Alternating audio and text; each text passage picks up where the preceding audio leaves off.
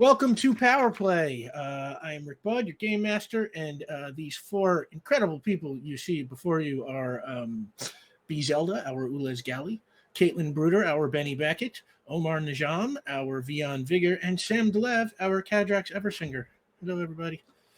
And as usual, I want to start off by throwing a special thanks out to Jake and Lauren and the mods and everybody at QueueTimes. As I always say, we can't do what we do, and you didn't do what you do, and so we love what we do, you do, and we love you, and so thank you so much, and thank you so much to whoever unlocked the first goal before we even started the game. I'm not sure who that was, but someone will tell me, and thank you. Your subs and your bits help support QueueTimes, and those donations to the tip jars go to the people you see on the screen.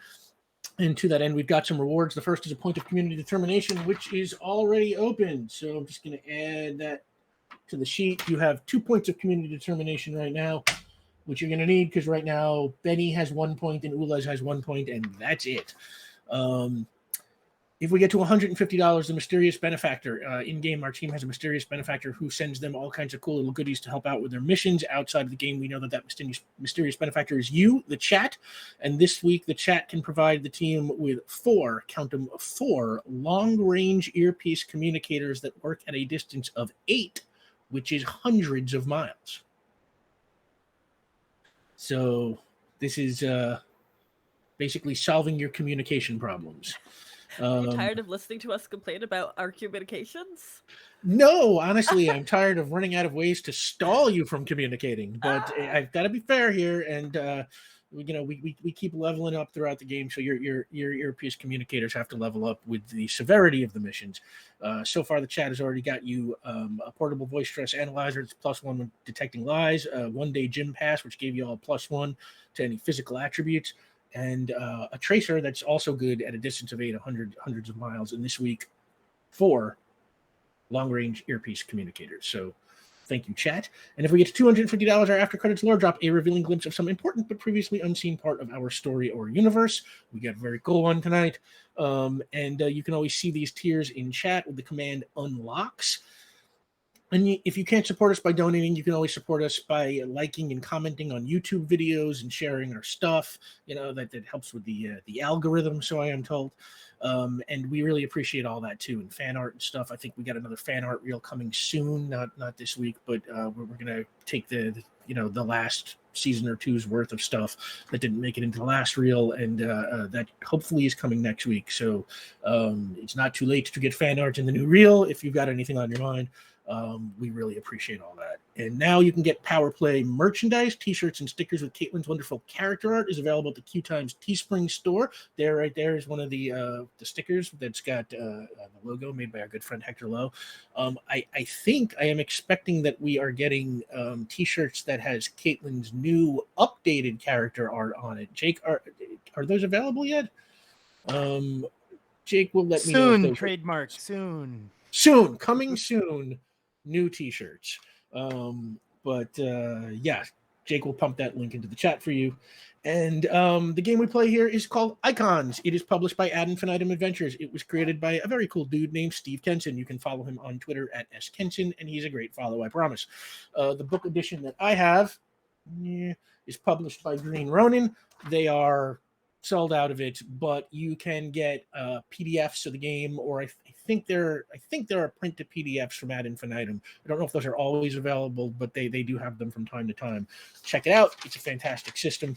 And please follow Power Play RPG on Twitter and Instagram.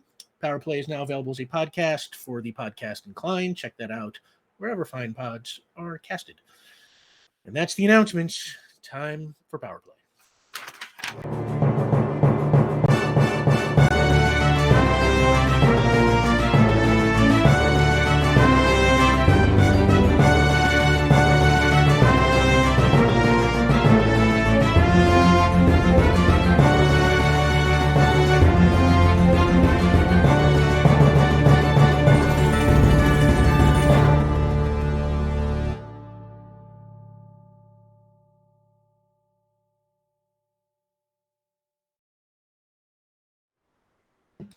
Welcome back.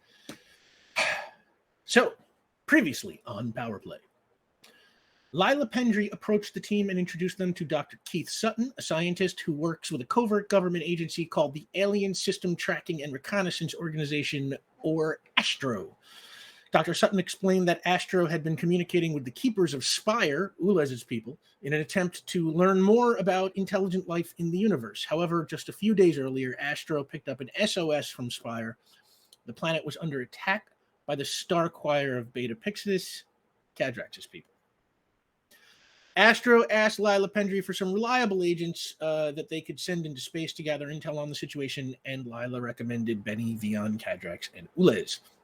The team agreed, and the following day, Astro took them by submarine to one of the best-kept secrets in the world, an undersea wormhole beneath the waves of Central Bay.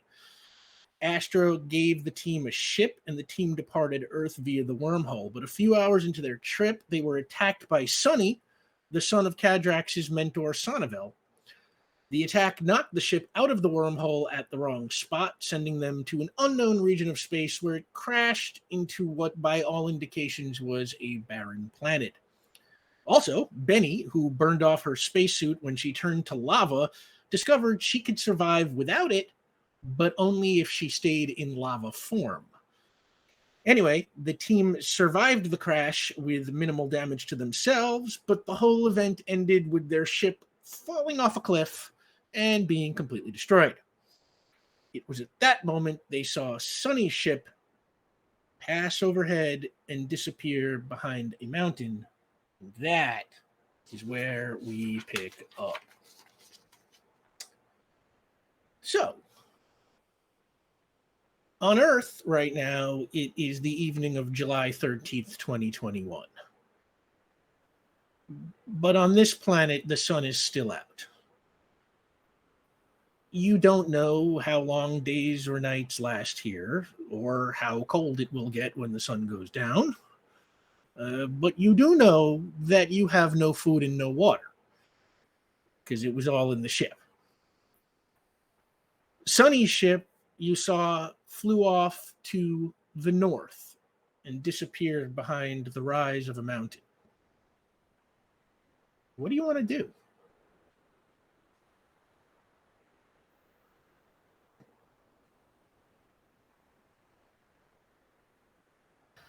I think the silence is very telling. Oh, wow. I believe we have opened up the mysterious benefactor gift.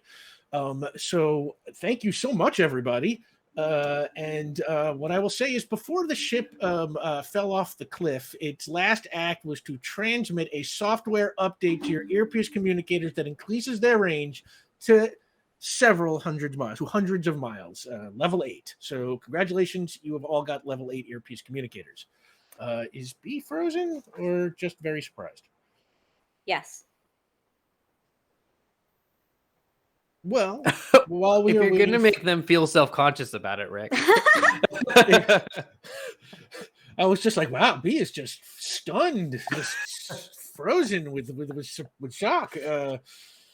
So while we are waiting for B to rejoin, maybe y'all want to brainstorm a little bit about what you would like to do now. Okay. First things first, we don't have food or water because the ship fell into a canyon. Yep. Yes, that is correct. How far away did it seem like that ship landed? Like, Ooh, I think we're getting. Yeah, there we go. hey, there they are. Sunny's Um, ship. Like, is that like we're not going to be able to trek that in like an hour? Like, that would be like a. Like in my mind, he landed pretty far away. I would say it's one of those things where it's like how distance can be hard to judge when it's when it's a long distance. It's sort like of a long enough distance just that over it's that hard to rise, judge, but yeah, right? Like, it's a long enough distance so that it is hard to judge. I would Okay, I'll say take that, yeah. Also you were on a cliff there, cliffside. Yeah. You could I would say you you could probably walk part of this journey. Part of it will also have to involve air travel, things like that.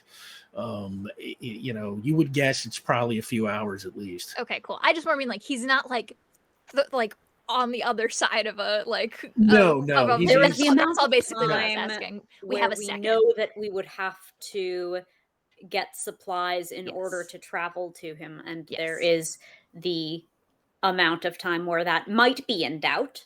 Mhm. This perhaps is that, particularly since humans require hydration, though the physiology of lava beings less certain in their requirements. I'll let you know if I start getting hungry. And from there, we do have to decide whether we want to acquire supplies by attempting to go down the canyon and salvaging where possible, or simply to confront Sunny directly, given that he is still in a human form. One might infer the presence of such supplies upon his ship. Yeah, that's what I was kind of hoping.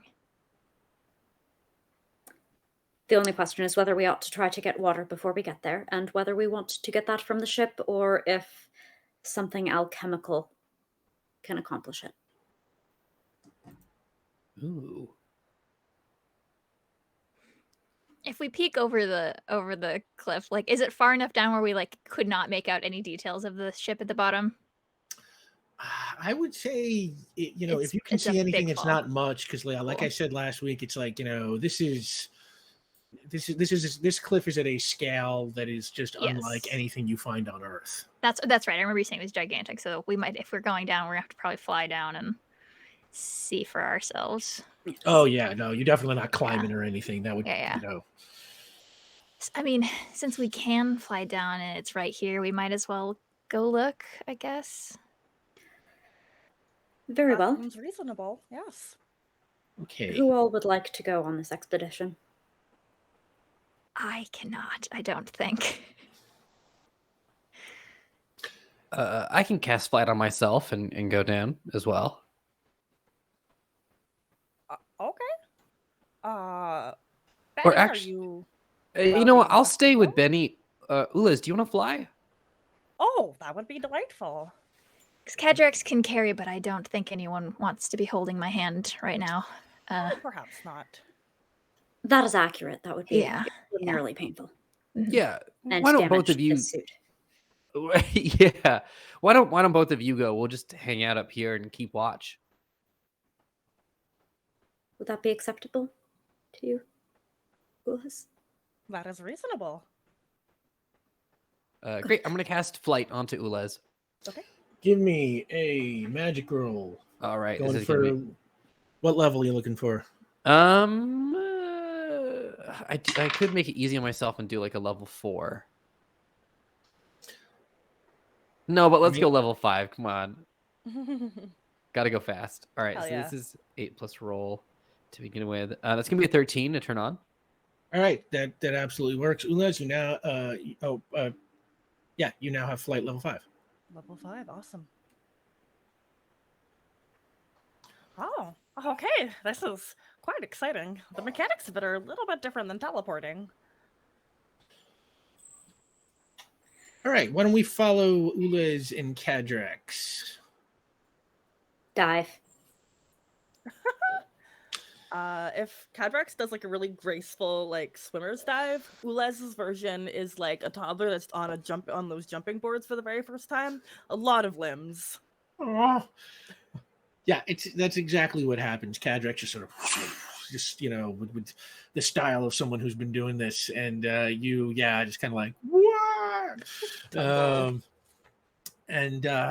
You both kind of straighten out and just fly straight down, and it's like it's weird because normally if you were on Earth and you fly this fast like at the ground, you would probably hit the ground even if you were coming from the top of the Empire State Building or something. But here it's such a long drop that you can fly straight for so long you almost forget that you're going downwards. It just kind of feels like you're flying along the ground as the cliff face is right there. And eventually you start flying, you start seeing the crash site. It gets bigger and bigger and bigger and bigger, and you land right next to it. You look around, the ship is just, a wreck. It fell all that way down. It looks like there was an explosion, some sort of maybe fuel cell or something. It, it you would say I would say that it looks pretty obviously beyond repair. Why don't you both give me an intellect roll? Okay, could I? Yeah, I'm gonna add my investigation because we're looking for 8. supplies. 8. So lower than anything Ulas could conceivably roll. That becomes a 10, 12, 12. 12. Okay. The two of you very carefully start making your way through the wreckage. Some of it is still almost too hot to touch from the explosion. Some of it is just downright inaccessible because the impact just collapsed those parts of the ship in a way that, you can possibly try to use your powers to like open them up, but like they are not naturally accessible anymore.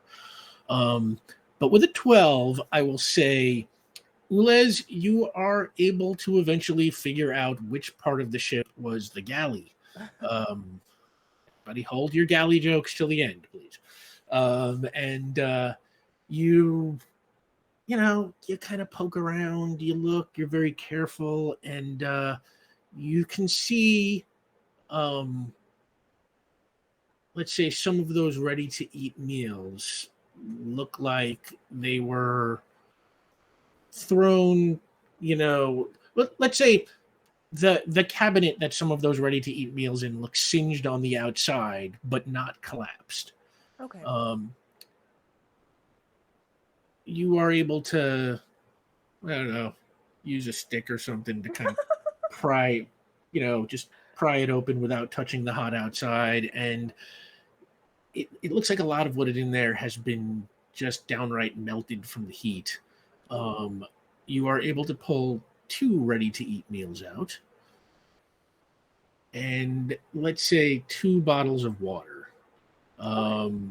They are, bottled water sized, Maybe like a little melted on the outside, but not so bad that like it's ruined the integrity yeah. of it. Oh, we really not that plastic leeches. It would make the water non-potable. That's not tasty. Okay, they are not plastic bottles. They are well-damaged metal bottles. I'm willing to Very accept beaten on that. the outside. A couple of dents on it, No BPAs here. You have 2 bottles of water. It is hard to say how long that would last. But 2 bottles of water, 2 meals, and that's what you find. Anything else you want to do down here? Cadrax, I have located some of the human requirements. And they'll hand you whatever, like what they. I like to imagine that like something else is found that Ulez genuinely thought might be eaten, because Ulez has lived with Vion, who doesn't truly consume a lot of food. We have a lot of coffee in the house. Maybe like if there are like any of those like little like tiny things of cream and milk that weren't entirely smushed, Ulez will grab some of those, or like dehydrated milk, because that seems like an essential. It seems very important to them, yes. Can it be dehydrated milk? Because that's gross. Yes, I will. I will absolutely give you some packets of dehydrated milk, and yeah, that's good. That's what you find. We believe this will be essential for the humans and the requirements. Indeed, I've observed this so in the hospital break room as well. Yes. Is there anything else that you have found to be salvageable? All of the parts of this ship are absolutely destroyed. It's very impressive. The gravity of this planet combined with the hardness of the rocks has ensured quite a thorough destruction. Mm-hmm. It's kind of like home. Huh. And while you two are doing this, up on the top of the cliff, Vion, Benny, you doing anything, or you just hanging out? What's going on? Yeah. Vion turns to Benny and goes, how's work? Oh, Well, I just kind of called and said I was going to be gone for an indeterminate amount of time, and Dino thought that was weird. But then I guess Lila made arrangements too, and I don't know what she could have said to my chatterbox bosses as a government official, but they gave me the time off, so Man, I hope you get like a real vacation at some point, though.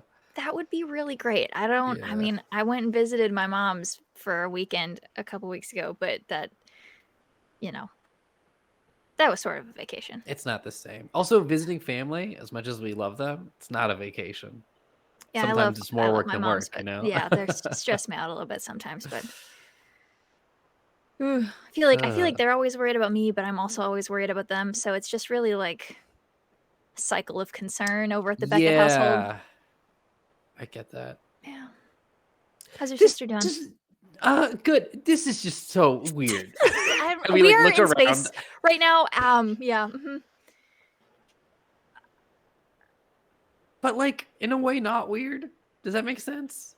Like this Like might I'm as not well surprised. happen. Yeah. Yeah. So yeah, my sister's good. That's good. I think. I haven't seen her in a while. So, I haven't seen her either. New job treating her well though. She moves to this city. I don't know. She moves to this city and she doesn't hit me up. Like, what is up with that? She moves to my city and isn't like show me around or anything, just gets a government job and then disappears into it. How do you think I felt about Will? Exact same way. He'd been here for 5 months. Are you kidding me? Didn't even tell me What he is was up with here. that? To bail him out and then he left again. Boo. I'm not actually mad about it, but I will lord it over his head for the next 6 to 8 months. So That's good. I don't actually want to spend that much time with my sister, but I will also do the same. Yeah. Yeah. Yeah. I have to tell Drac all about this. He's in Oh, chat. he's here. He's Yeah. watching. And I would like to imagine, Rick, that they're just both like standing around Yeah, like this foreign gold planet, just like this coping. is Like I think this is the first time that Betty and Beyond have had a chance in months to just talk life stuff. and we're in space. Yeah. And so like Beyond just like looks out and just goes, yeah, so like other than like all that stuff, how's everything else going? The same, kind of, Yeah.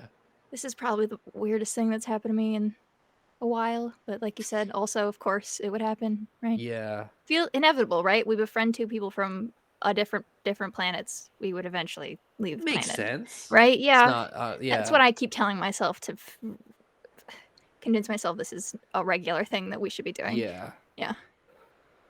You and I don't eat that much food, right? Well, we'll find out if I even can. Yeah. Yeah. I do magic. We can figure it out. It's good. We'll make it. I think. I hope. And while Conversation continues like that. And I think honestly, after that, they're just like, "What movies did you watch?" Yeah, that's like, yeah. Have Seen you anything seen good recently? recently? Yeah, I've been watching. Yeah, I'm not... You seen 2001? That's the vibe up top side. Eventually, Kadrax and Ulez come swooping back over the cliff. Hey, everyone. Oh, we greet you. We have brought some sustenance. Great. Wow, you found stuff? Oh, yes. We brought the most important, and of course, Ula's hands to you the packs of dehydrated milk first. Thank you. Nice. Good. We've and also- water. Okay. We think. We have not actually looked inside. The volume Okay. is going to be overall inadequate to our needs for even a day. I can cast duplication. Oh, brilliant. Oh my gosh. Well, then maybe we're okay. We'll find out. But we will have to carry the water as we go. I don't know. Okay, here's the thing. I don't know a lot about survival, to be completely honest. I'm one of those people, I think I've said this before. I love the image of camping. Yes. The doing it itself is a little bit different of an experience for me. But I have watched the show Lost. And We watched it together. we watched it together. And remember when they talked in the first season about how like carrying water is kind of like the biggest thing when you like go out scouting and stuff. So Confirmed. we'll have to be somewhat smart about this. Well, I mean, you could just wait to duplicate until we are going to consume it, because then you're only ever carrying around a little bit. That's a good point.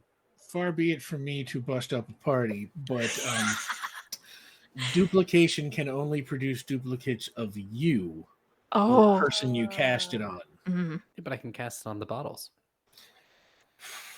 Doesn't say anything about duplicating inanimate objects here. Fine, then I will cast growth on the water I'll bottle. tell you what. I'll tell you what. So you can try some stuff, and I'm gonna create a scale for your success. Okay, great. If you get a high enough level of success, you can make it work on an inanimate object. Oh, we'll figure it out. That's fine. Mm-hmm. I do believe that we might have more pressing concerns. For example, being able to leave this entire planet. Yes. Yeah. Have we vocalized our plan? Or is it merely a No. suggestion at the moment? We mostly talked about streaming services for a while. Yeah. Oh, okay. To assist our plan? Just hanging out. Yeah. Not really. It's just, well, I mean, we know where A ship is. How anyone feels about intergalactic Grand Theft Auto, but. All right, here we go. Let's get into plan mode, everybody. All right, we're on Okay. a foreign planet. It's cool. It's great. This is awesome. We're all, for the first time, as we've been a team, we're all aliens, right? Because this isn't our home planet for any of us. Correct. That's cool. This is a bonding moment. This is good. We're going to go get Sunny. We're going to beat the crap out of him. Let's be completely honest. And then we're going to take a ship, and then we're going to go and save Ulez's planet. Great? Perfect. That sounds like a well-formed plan. Perfect. Let's get spirits up. I feel good about this. I don't think this is a bad thing. I think this was a good thing. That previous ship, who liked it? Raise your hand. Well, we got to experience it, and that's the important thing. And now we get to go on a second ship, and we get to steal it from Sunny. And how is that not a win on top of a win? Oh, we have never stolen a ship is incredibly illegal, but we are very much looking forward to it in order to ensure our survival. I know he doesn't particularly like us currently, but maybe he knows some things about what's happening over on Spire. Also, do we get a sense of... Benny, did he say anything about why he was specifically attacking us? Cadrax. He was looking for Cadrax and was disappointed that I was on the ship. So I just kind of held his attention for a while until he knocked us out of a wormhole. So Right. Yeah. Doc, how are you doing? Cadrax is typically quite pale. And yet, the distinction is still perceptible.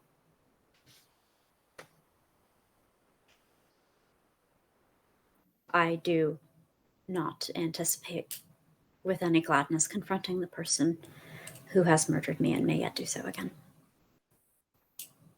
Failed to murder you, I would like to add. Mm-hmm. But I acknowledge what you're saying, Doc. However you want to play this is ultimately going to be your plan, all right? You let us know what you need. Please. We are here to support you, no matter what you need. I am familiar with meeting one of my own kind in a strange place, and it is meant to be a meeting of joy, and yet your encounter with Sunny evokes the opposite. We only want what is best for you.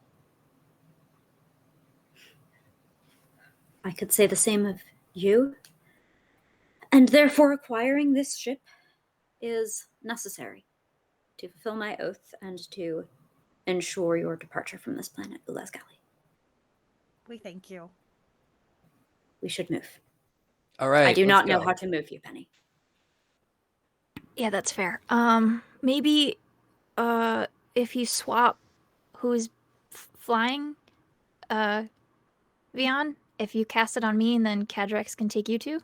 Is Yeah, that feasible? sounds great. Yeah, I'll Okay. just move flight over to Benny. Sure. I can't fly as fast, but I can at least keep up. Maybe. All No one right. has to hold my hand. Cool. Let's go steal a ship, everybody. Let's go steal a ship. Okay. I love Vion. Okay. You are, yeah, the four of you take off. Benny, you start to get your wherewithal flying around, and you leave a cool little flame trail behind you, a la the Human Torch, as you fly. And you all set off towards the north, which is where you saw Sunny's ship land. And as you fly, you see more of the same mountains, cliffs, gold colored rock, polished smooth by eons of wind. Below you, you see channels that might have once been riverbeds for whatever liquids flow on this planet. No matter how far you fly, though, you see no signs of life, no plants, no animals, no nothing. Any Finally, signs of no? any Yes, any signs of signs? weather? Do we need to be concerned about getting ground into dust by this planet that has been ground into dust? Not yet. Yes. It's warm, but it's a little warm, but not inhumanly warm. And Like I'd so notice. far, yeah, you wouldn't notice. Vion might, Kadrax might, but there is, not a cloud in the sky, and so far it's like flying through the most peaceful, empty, barren desert that you could imagine. Until you crashed over the top of a mountain, possibly the one you saw Sunny's ship disappear behind, and you see before you a city. It is enormous. You can't even see it all, but you would guess it is easily as big as Avalon and as impressive. There are miles of stone skyscrapers reaching hundreds of stories into the air, paved roads, suspension bridges, all the signs of advanced urban civilization, except it is dead silent.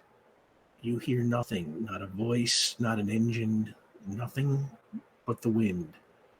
There are no lights, no movement, not a sign of life anywhere. I'm not particularly well versed in intergalactic travel, but is it possible to run into life forms imperceptible by a majority of the galaxy? Oh, absolutely. Oh, good. Many different forms. Likelihood of that here? Try it. Oh, likely? We have encountered very things that we would consider unusual, but were rather normal where I traveled. May we make an aliens roll? Yeah. Because this, notably, being very close to the sun, would have to be a fairly radiation-resistant species. An aliens roll? Yeah, just like, history. are for, these like, any our- aliens we might have heard of based Oh, on okay. characteristics we can infer? Yeah. Give me an intellect roll. Intellect is where it would come from. Yeah. Okay. Technically, though, 6. as Vion pointed out, the humans could also make an aliens roll right now, so I suppose I should have been more specific.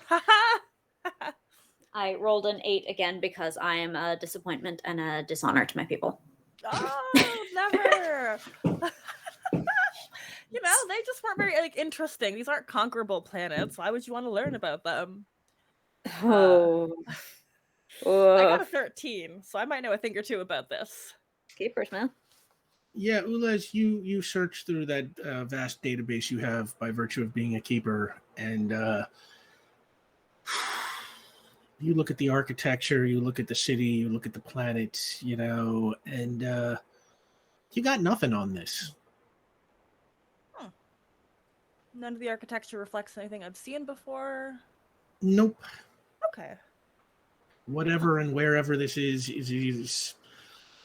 either something that has not been covered by the keepers yet, or Given the overall size of the universe, the number of fallen civilizations is going to have been enormous in its own right, and they could be well beyond the scope of our discovery.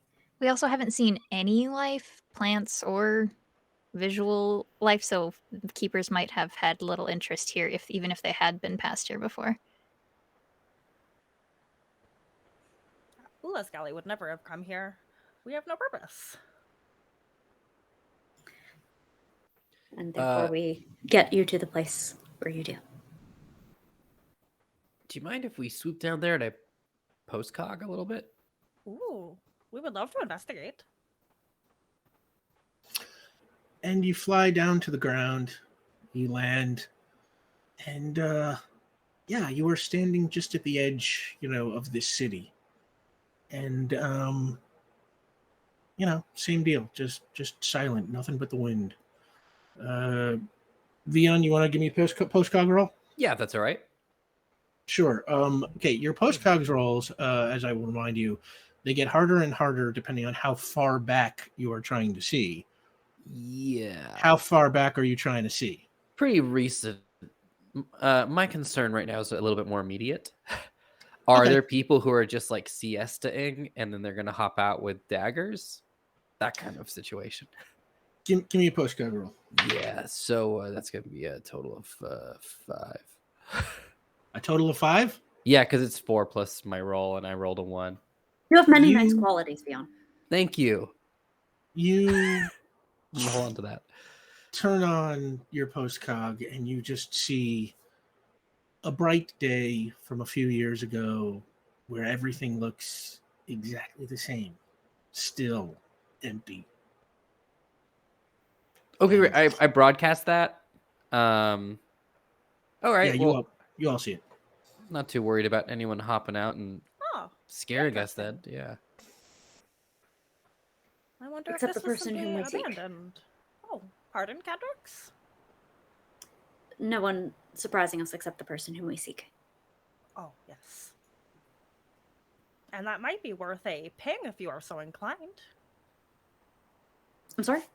Oh, would you be interested in pinging the area to determine if there's any allies or enemies in the area?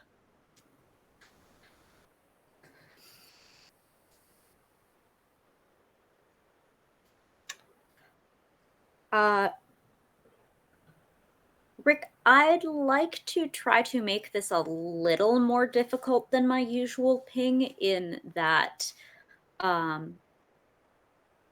do not typically concern myself with the perceptibility of my ping, because I am not among species that would understand it even if they picked it up on instrumentation. I would like to ping, but like low key though. Okay. All right. I will raise the threshold on that. Cool. Yeah. Give me a ping roll, Cadrix.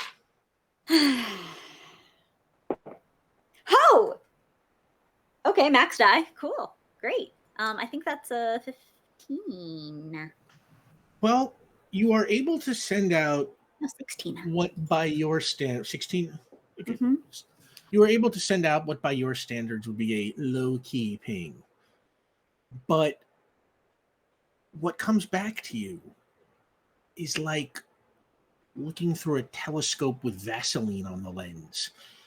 Whatever this rock is made from, it either absorbs sound or doesn't reflect it very well, and you kind of get nothing. You can't really see your way around the city. The ping is pretty much close to useless.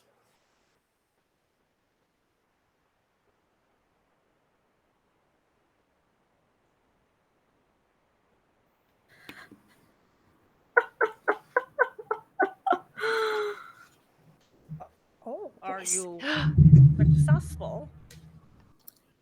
No. I couldn't melt the stone here either. Is it because it's tougher than anything that we're used to dealing with? Or is someone actively blocking you? That would not be omnidirectional. There would be a vector field as a mechanical wave. I believe there to be subtle and acoustic properties. Wait. That's good. Right, Doc? It's interesting. it could be to the good, it is.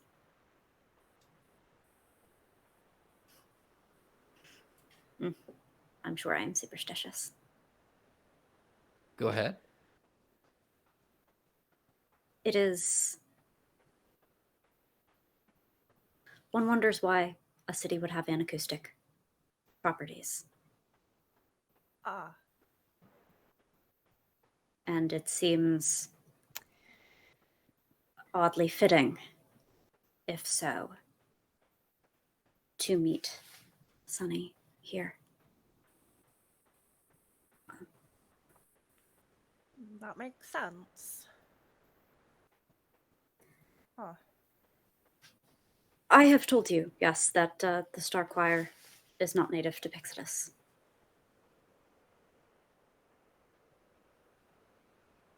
Have I ever articulated the story of its destruction? Not to my knowledge. We would love to hear it. It is related, of all things, to the tales of our Eversingers. When the choir still lived on the homeworld in the age of wars and monsters and heroes, we tell the tale of two shield brothers, Phobos and Phonos.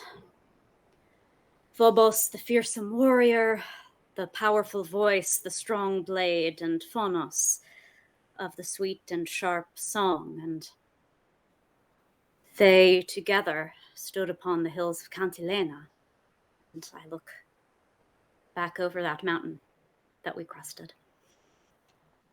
They faced Mifletzet. Phonos swore by the resonance and the choir beyond to be this place's protector, and that so long as he should live, the hills would not fall to ruin, and that with Phobos at his back, he would fulfill his destiny. And Phobos swore that he would know great glory, and his name would ring throughout time, and with those oaths so sworn, they faced Mifletzet for six rotations. And they grew weary, and yet neither side won. Seeking an advantage, Phonos charged forth and raised voice against Mifletzet, and those hills shuddered. But Mifletzet struck him down, killed him dead. Phobos grieved, charged, destroyed Mifletzet with vicious rage, and then fell to cradle his brother, to cry. So loud those echoes were felt throughout the homeworld. And for a full rotation, Phonos fell to resonance, and Phobos held his dead brother, and then the miracle happened. Phobos felt Phonos stir. His voice hummed again, and by the will of the choir beyond, Phonos lived once more and became an Eversinger and soared above the hills that he had sworn to protect. We tell it as the dawn of the age of our heroes, and that in such a time no evil could withstand their might, that Phobos became the fiercest warrior in the homeworld, and his deeds were judged the most glorious. And Phonos remained loyal to his oath and sacrificed himself to protect the land.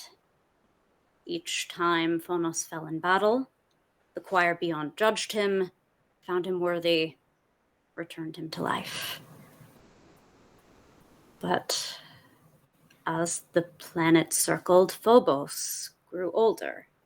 His blade grew slower, and he grew jealous of his ever youthful brother and his favor with the choir beyond.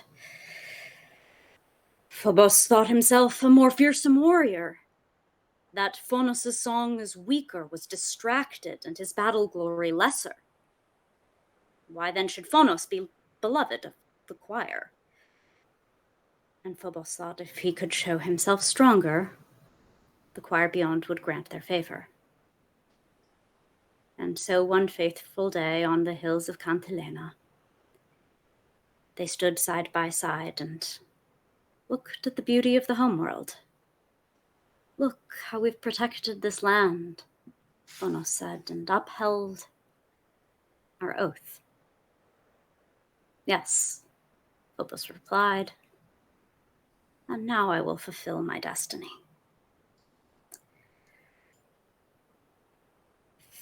From behind Phonos, the warrior unleashed his voice, and Phonos Eversinger was shredded into resonance, because the will of the choir beyond cannot overcome a living voice.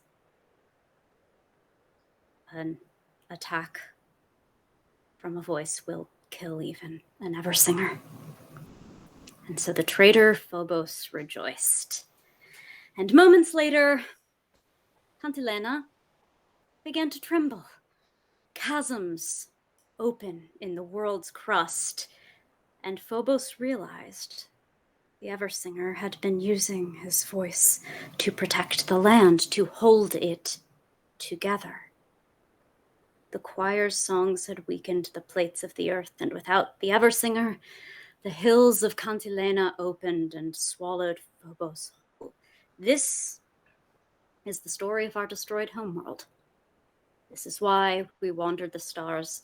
This is why we settled upon Pixidus. This is why we awoke the wrath of the Combine, and this is why we do battle forevermore.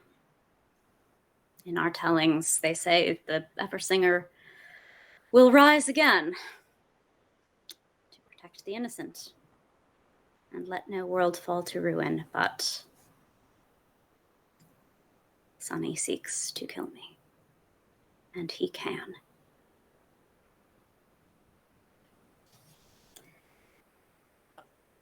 Thank you for sharing. We can't let you get destroyed. We won't. It won't happen.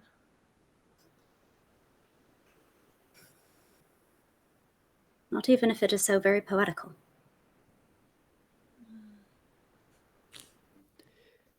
Poetry's overrated.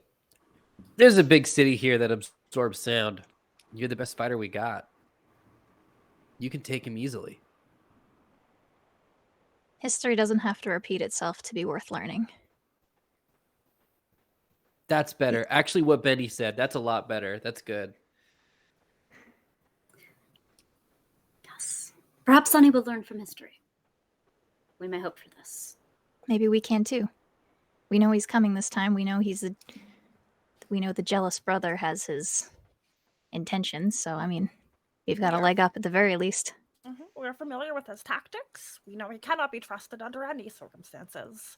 And as the humans call it, justice has to be exacted. Yeah.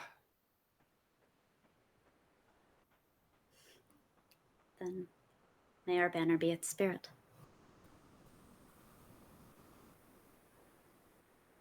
Do we want to walk around in the cool city, or are we going to keep moving?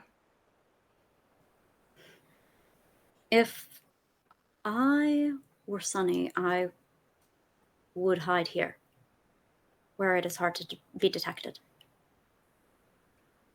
At least by means that he is aware of. Interesting. All right. Oh. I would like to cast. Mandy, do you mind if I take away your flight? I will land. Go for it.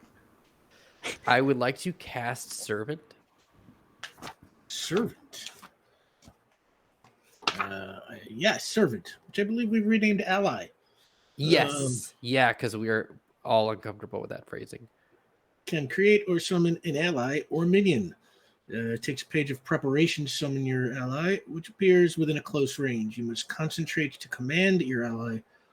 You have a pool of points equal to 4 times your power level with which to buy the ally abilities. Prowess, strength, coordination, powers each cost 1 point per level. All right, this is a little complicated, but if this is what you want to do, let's figure it out. Thank you. Well, I mean, similarly to before, where there was like only the ally only had one task to do. This is going to be sort of similar. I would like to make. Remember Artemis the owl from the old Clash of the Titans films? The little robot owl. In fact, I do. Yes. I would like to make that a little robot owl that can just fly around the city and just do a little bit of like recon for us. Owl D2. Owl D2. Yes. Somebody who made that movie was like, how about R2D2? But he's a flying owl. Okay. So give me a magic roll to see if you can create the servant. Great. So this is 8 plus roll. What? That's 9. You were going for level 5. You are able to conjure your ally. That's fair. Maybe we'll do that later then. What was your intent, Vian?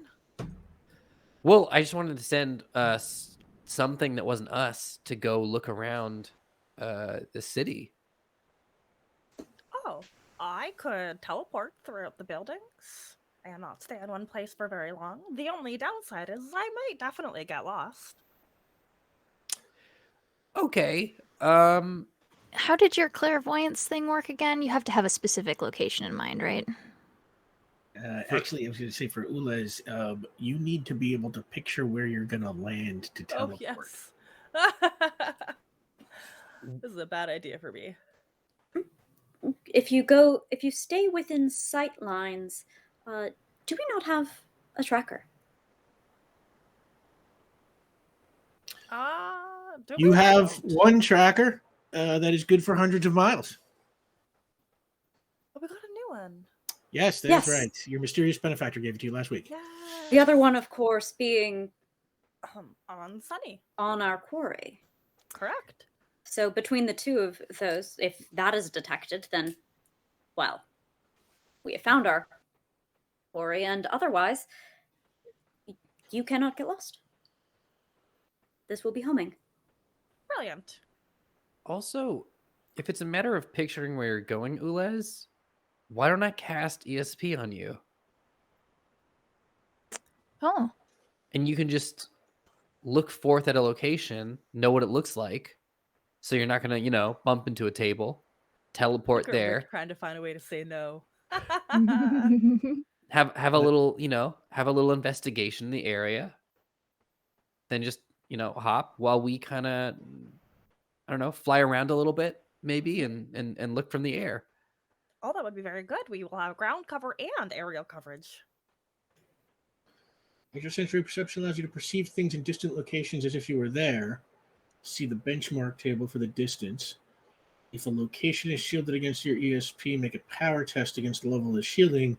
The GM may also require ESP tests for areas completely unknown to you, determining what you sense based on the result. So you'll have to make an ESP test for every single time you land, since you are always going to a place you don't know. Can you stay within eye line for short hops then? You would know it by sight. Oh yeah, that's a good point. Doable. We just need a tool that is rather quick, because I will not stand up very well to any of Sunny's attacks.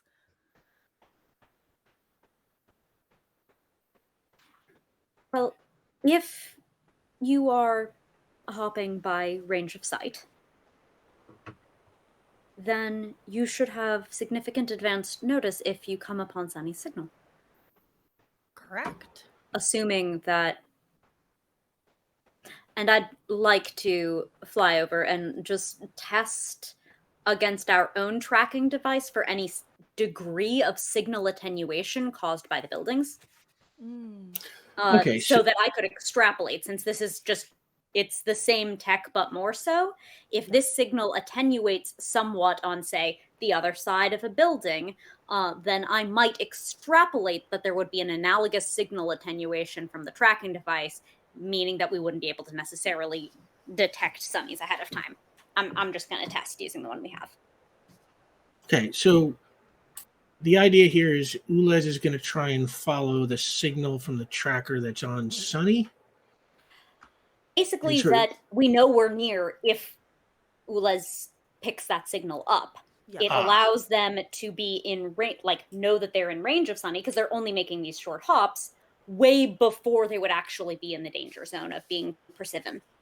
Okay. But that's only if we first- can pick up the Sunny signal, so we need to know Right. whether or not the signal drops out. So you're going to like fly around a building or something and see if that degrades the signal. Yeah. That's all. Okay. More than Cadrax- expected, presumably. Yeah, Cadrax, you take to the air and fly down this empty city street and around a corner and find yourself behind this building. Do me a favor, make an intellect roll.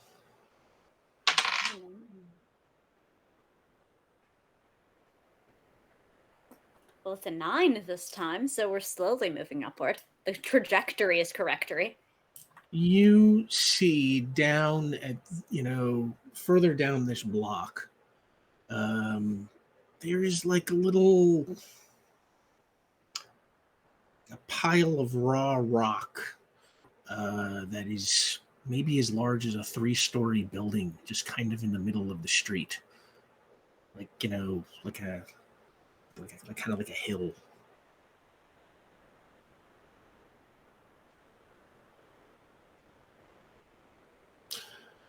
Ulez, make an intellectual. Let's see. How do these tracers work? You don't have to make rolls for the tracers, right? I No, think it just kind of like would they ping just- on me. yeah. I don't think since it was a gift from the mysterious benefactor, we did not make it like a testing thing. Mhm. I am going to say you are able to pick up the signal from the tracer Cadrax has pretty clearly. Probably like display it on my visor and point to the others. Oh, this is an absolute success. I think this plan is going to work quite well. Great. Well, just to be safe, why don't I cast visibility on you? Oh, that is a very good idea. Oh, thank you. Give me a magic roll, Omar. Okay, Hope good. it works. 8 plus roll. That's going to be an 11. Okay, and Ulez, you disappear. Okay. Oh, perfect. And now you're gonna kind of bamf your way through the city streets, keeping an eye on whether or not that signal comes to life. Yeah, assuming that I can do so and not teleport myself into the middle of nowhere. Oh god, I pressed the button. Hold on. Oh dear. I don't know what button I pressed. Well, you're still with us. So, Dang it. What did I do? Right. Okay, you make a difficulty 2 test. Failure means you arrive at your destination stunned and spend the next panel recovering. Teleportation. What's your teleportation level? Is 5. Okay. It's like, yeah.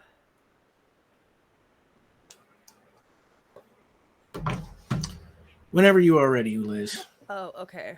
That'll solve this. That's a 5 out of 6, so that's really good. I'll put the 6 on my teleportation. That's an 11. All right. Yeah. And okay, I'm gonna, since this city is the size of Avalon, I am not gonna make you bamf your way roll by roll around it. So I'm gonna say each roll represents a few bamfs that cover a certain amount of area. Yeah, you start bamfing your way around the city, and you see, it's a very interesting sight. As a keeper, you obviously can't help but being curious. There's no plant life here, but you see, structures that almost look like kind of Greco-Roman arches. There are statues of kind of humanoidish looking beings that are worn down by the wind and the elements. Their features kind of long, their specific features kind of long brushed away. Okay, we're talking bipeds though, like they're upright. Yep. Okay. No extra limbs? No, just Okay. No, Odd. 4 limbs. Just the And- weird inadequate number that the Really? humanoids have. Yeah. You find what look like, they could be coins laying, in locations with their, again, worn down by the wind. Their specific, whatever was once written on them, long since brushed away. You get the feeling this place has been empty for a long, long, long time. And as you bamf around, you also see a couple of locations where you find these kind of piles of like raw rock and dust, roughly about 3 stories high or so, just in the middle of the street, in the middle of a long flat area, Like rubble? I'm trying to Yeah, like rubble. Yep. Okay. Tell you what, make an intellect roll. Yeah. What do I think about this rubble? Well, it's not the best of my rolls. Can I add investigation? Yeah, sure. Yeah, okay, 10. It's like rubble. Yeah, it's like basically like a big 3-story rubble pile, and you notice at the tops of them they have kind of like calderas, like a volcano. Like a dried out old volcano. There's just like a little bit of divot on the top. Okay, I would like instead to of stick a my point. head in one.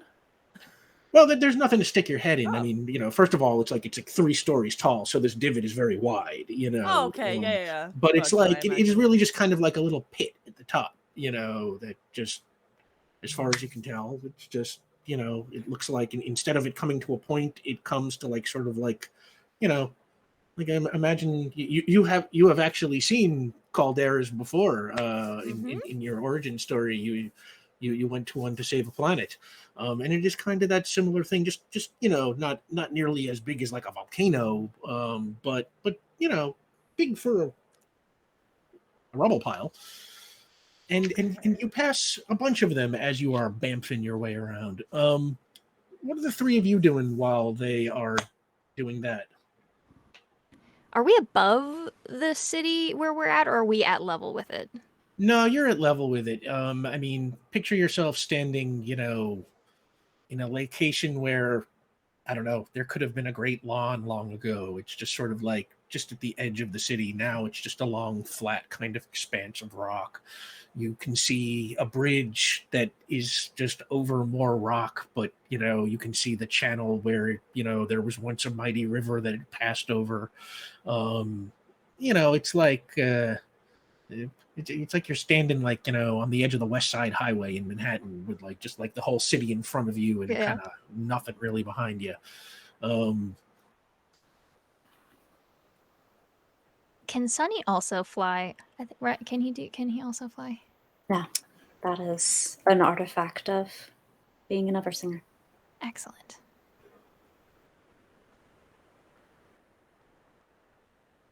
I kind of just want to try something.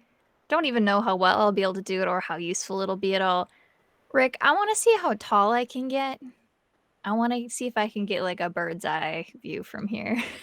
Oof. Okay. Stretch so level using 8. Stretching power is level Yeah. 8. Yeah. All right. So Yeah. theoretically, I can, but I've never done that before. Fantastic. Stretching elongates your body and limbs, allowing you to reach or attack someone out to extended range. Your stretching level limits your abilities when you extend your reach, so abilities greater than your stretching level are reduced to that level to reflect the difficulty of doing things in an extended distance. The GM may require a stretching test for extreme distances or difficult uses of your ability. You can use your stretching level for tests to escape. Okay. So I don't know what is an 8 distance for stretching, like how within within my abilities is pretty big, I think. But I don't know what we wanted that to look like.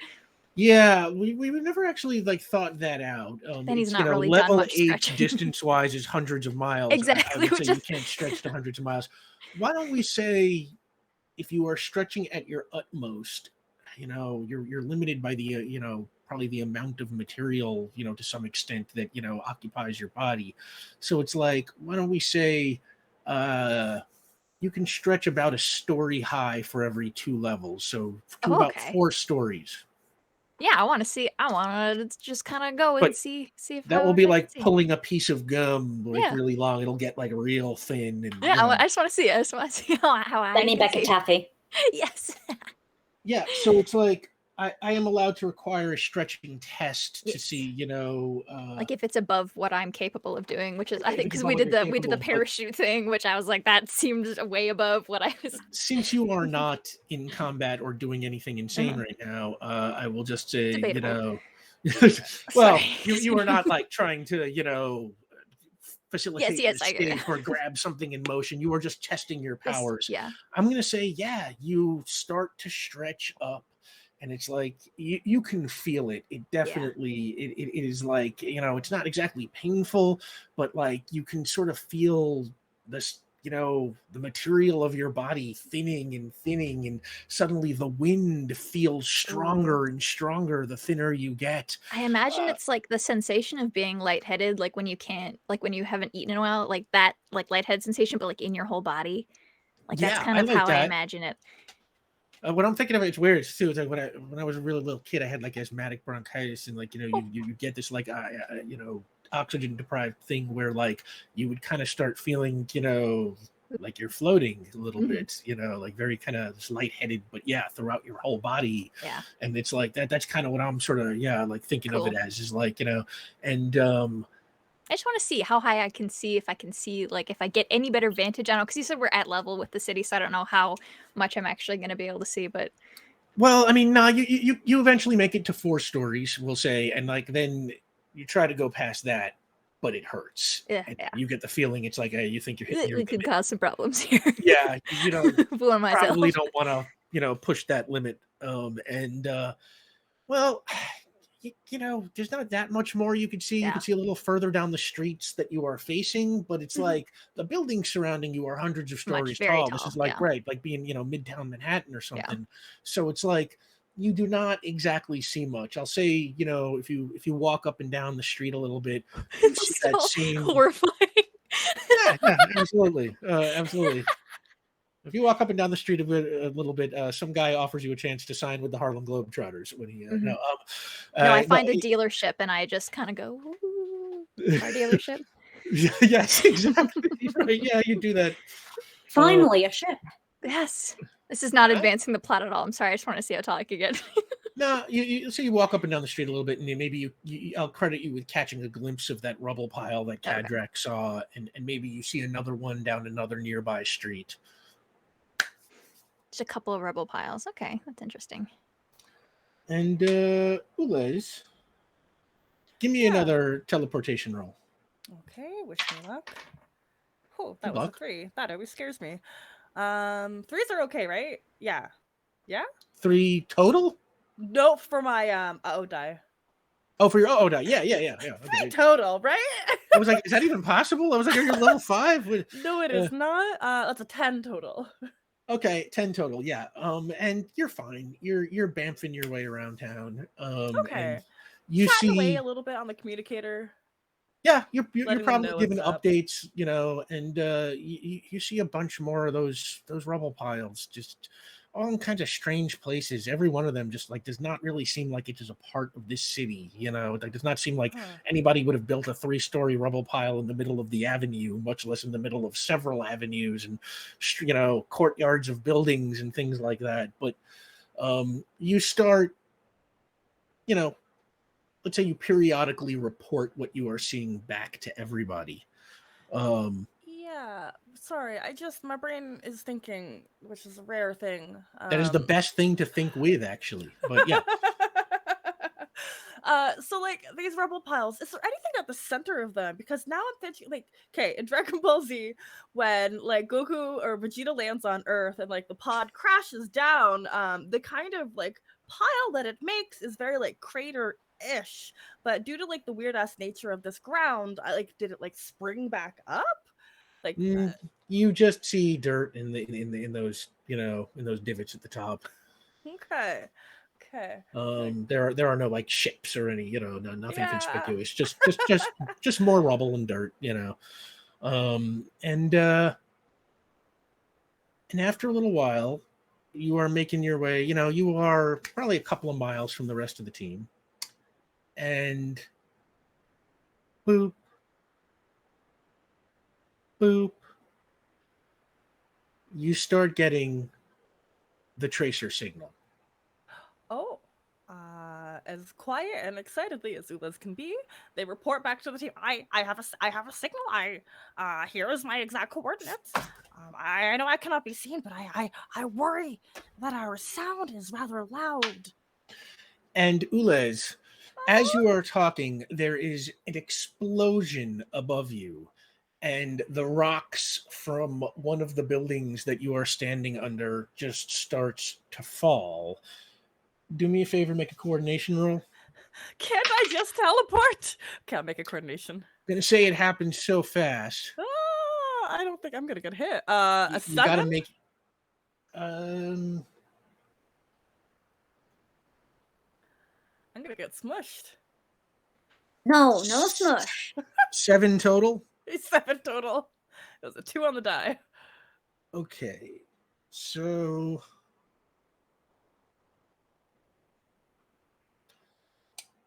Here's for low level smush.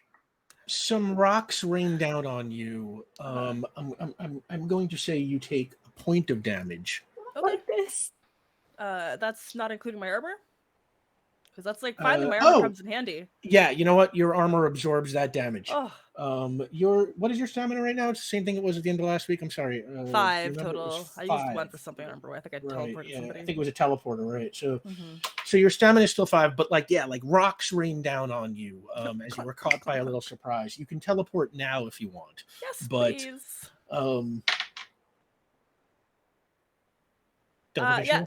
Teleporting. Do I want visual? Was that what your question was? Oh no! I just see if you want to try and teleport away, or if you want to try and see what caused the explosion, or okay. So what do you get on your teleportation roll? I got a 9. These numbers are going down. A 9. Well, but that will still do it, and you kind of bamf your way back to a safe distance. You have seen more of the city now, so you can bamf back to a place that you have previously seen that is The house with the coins on the ground. It was cool. safely away from here. Yeah. You have communicated to everybody else what you saw. The 3 of you have heard that message. What do you want to do? Is there anything up? I look up. Oh, please look up. Oh, are you at that location, or are you? If it came from high enough, I would see it from where I am. I'm concerned about, suborbital bombardment. No, you don't see anything like that. Okay, cool. I would like to fly and investigate this. I do not want to split off unnecessarily. Yeah, I think Benny has been like walking around just like a few inches taller than she normally is. Just like us, and then she I think slaps back, shrinks back down to regular size and goes, "Okay, are we all flying? Are we all going? We should all go, probably, right?" And I kind of look at Vion because I can't fly. I can't fly with anybody without Vion. Yeah, I'll cast flight on you at level 3. Okay. Okay, now I don't think me running a few miles would be fast enough. Your little magic. I have I have an die. You have an die, right? So roll your die because it's a roll in advance. That's 3. All right, you're good. Great. Give me a And then magic 8 roll. Oh, does it take preparation? It does. It takes a page. Okay. Cadrex can go ahead of us, maybe. Oh you wait, got no, you have to take 8 plus what? 8 plus 1, 9. 8 plus 1. But it's only for level 3. It's only for level 3? Yeah, okay, then that's fine. You start drawing your runes. It will take you a page of action to prepare. Cadrex, are you waiting for him, or are you just going? I'm going. Because Benny, they can ghost fire together, and Benny is strong. I can't touch him. Don't worry about me. Go ahead. Don't worry about me. I didn't. Let's see. We'll figure it out. I worry about Ulas right now. Yes, go. Yes, very go, much. go, I have an go. oath, and I need to uphold it, so I need Please to go. abandon my friends, which might be a trouble, honestly. Leaving my friend Yeah, you know what? I like in order that. to uphold Because my you oath said to you said you Academy. didn't want to split up, but you're doing it anyway. So I feel like that's very Yeah, much in you're trouble. upholding your oath. Take a point of determination, Cadrax. Thank you. And yeah, you Superman style, just into the air, straight down the avenue, and coat billowing in the breeze behind you like Neo or something. And yeah, you just zip as fast as you possibly can towards the location that Ulez gave to you. And when you get there, what do you do? Do you land? Do you stay airborne? What do you do? I would like to whoosh and scoop. You're gonna pick up Like Ulez. we were in communication the whole time because I'm invisible, so I'm like, okay, I'm clear. You're closer. You're closer. I think it's am. the arms open. Ouch! Smack. Okay. Well, okay, maybe I might have been a little confused. You were flying to where Ulez teleported to, or you were flying to where Ulez was attacked? Because Ulez has now Where teleported Ulez away. Teleported. My first concern is their well-being, and something that attacked them might attack again. Thereafter, we might go and investigate. But my first concern is Ulez specifically. Okay. You are able to swoop down, pick up Ulez. Making it. Give me an intellect roll. Me? Us? Cadrax. Cadrax. We are slowly getting better. It was a 2 on the die at first, then it was a 3 on the die. This is a 4 on the die, so it's 10. Growth. You do not see anybody. Like F. if the attacker, it does not, you do not spot the attacker having followed Ulez or anything. And you have got Ulez. What would you like to do with them? It came from the sky. There were rocks that fell down upon me, and look at this dent. It has caused absolutely no damage, but that armor that was newly installed is very dented at the moment. And it was definitely sunny. They blipped on my. Oh, they're not blipping anymore. They're like knock my helmet. Huh. Could we move in closer? Yes, let us move in quietly. Oh, yes. Where are you moving? But like quiet though. Towards, back towards the location Ulez got attacked. Yes, Yeah. towards the danger. Towards the danger. Yeah. Okay. Yeah. You start flying in that direction, and I will say about this time, Vion, your spell is cast, and Benny now has flight also. Okay, so now we have to. Now this is a puzzle. Is there how much of like a wreckage is this city? Like, is there like like things just like busted on the ground, or is everything still like in shape? Or are those like there were rubble piles? Are there a lot of them, basically? I mean, there are a good number of them. You would probably have to fly around a little bit to see them. It's like they're not like a billion of them all on top of each other or anything. But like, I just want something that like I can hold on to, that Vian can hold on to the other side. oh, okay. Give me an intellect roll. Oh no, don't make me do that. Okay, hold on. Let's see. Well, perfectly average. 6. 6. As all things should be. Wait. You find 6. That's all I got. I can't make these rolls. You start looking around for Oh something. gosh, we're wasting time. Vion, what are you doing? Yeah. Do you have a better idea? Betty, you go ahead. I'll figure it out. I know cities. Yeah, I'm not leaving you on a foreign planet where there's someone who's trying to kill us. Not a chance. Absolutely not. We got communicators, and I'll just hide the buildings where there's no sound. No. Let's go. I will be walking with you. Absolutely not. All right. You two start making your way in that direction on foot. Okay. In that case, I'm gonna communicate to Ulez. Can I turn off your invisibility? Oh yes, I am in a secure location, which is to say, I am in Cadrax's arms. All right, great. I'll turn off that invisibility. I'll cast light on myself. Okay, thank you. Okay. Give me your flight roll, your magic roll to turn on flight. This is level 5. I take a point of emotional damage to my heart. 11. Yeah, turn it that'll off. get it on. Great. I love that this is just the trouble that keeps on giving. I'm just gonna cause problems for the rest of our space adventure because no Honk. one can touch me. Yeah, Benny, I'm going to give you a point of determination under fire that's really? closest kept, Thanks. because this is very similar to that. It's literally, it's just constantly. I'm just constantly gonna be causing problems for myself. So the I'm gonna two of you- phase before we fly. Okay. You phase, the two of you start flying in that direction. Kadrax, Ulez, you get to the spot where Ulez was attacked. And standing there by the rubble that fell from the building is Sunny, wearing a spacesuit, holding what looks like a giant kind of ray gun cannon. But he's not pointing it at you. He's got it pointed at the ground, and he's just standing there.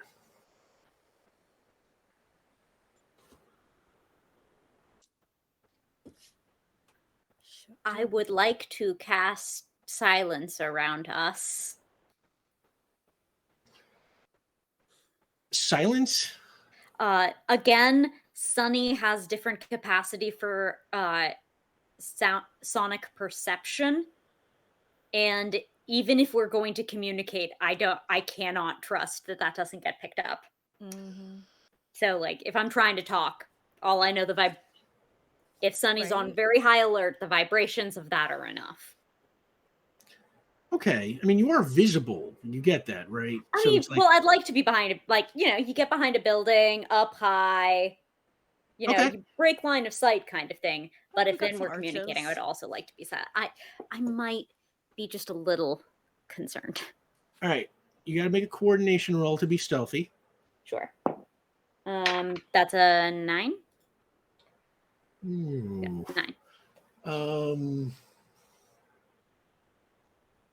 Okay, a 9 is not going to do it. You want to try and cast silence?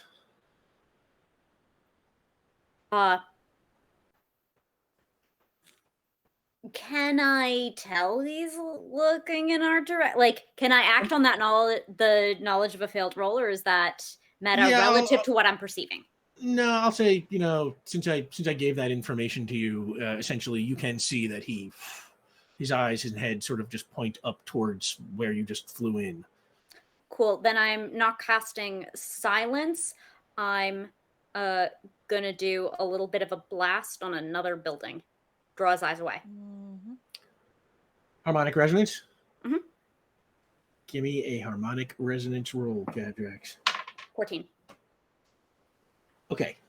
You unleash your voice at this building. And there is... I'm just going for like chipping off a piece of it kind of thing. I'm not trying to prepare for rubble or make it double or anything that he's trying to do over here. It's a really just like, distraction. imagine I chipped something by accident. Yeah, that's a success. And some rubble falls off the building.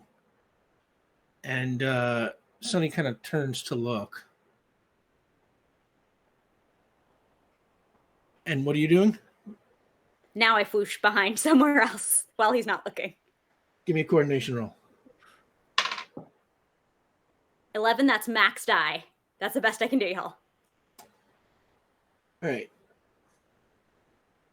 You hear a little static glitch in your communicator. And then you hear Sonny's voice. And he says,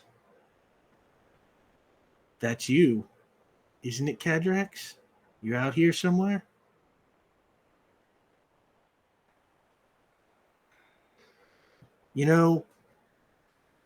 I really thought I killed you. I did. But then I stuck around in Port Ruby, and one day, bam, I saw your face on the news. There you are, Dr. Caden D'Alto, alive and well and wanted for terrorism, an act I knew you were too gutless to have committed. In that moment, it upended everything I thought I ever knew, because it meant there was an Eversinger. And it was you. Cadrax the failure. Cadrax the weakling. Cadrax the coward who stood by when my father was murdered. When I learned that our armies were heading to Spire, I knew you'd find out. I knew your relationship to that pathetic keeper you pal around with and keep as a pet. And I know you would try and go there and involve yourself. So I returned my father's body to Beta Pixidus, and then I staked out the wormhole. I waited for you. It's the only way to get to Spire in time, so I knew you'd come there eventually, and you did. An Eversinger has the power to change the Star Choir's whole tune, and I am terrified to hear the song that you would ask them to sing, Cadrax. They might listen, and someone needs to protect them from themselves. So as surely as Phobos killed Phonos, my voice is going to drown out your song forever. And while you are absorbing that, we're going to take a 10-minute break. Oh my god. We are fairly close to the after credits lore drop. So thank you so much, everybody. It's like about, I don't know, $60 or so. So thank you so much, everyone. Once again, super generous with us. We'll be back in 10. Don't go away. And we are back. And I see while we were gone, y'all, I am within like an inch of opening up the lore drop. So thank you so much. And when we last left our heroes, they were getting seriously dressed down by Sonny, the son of Cadrax's former mentor, Sonovel. And yeah, Sonny stands on the street and he's just, come on, Cadrax, come face me.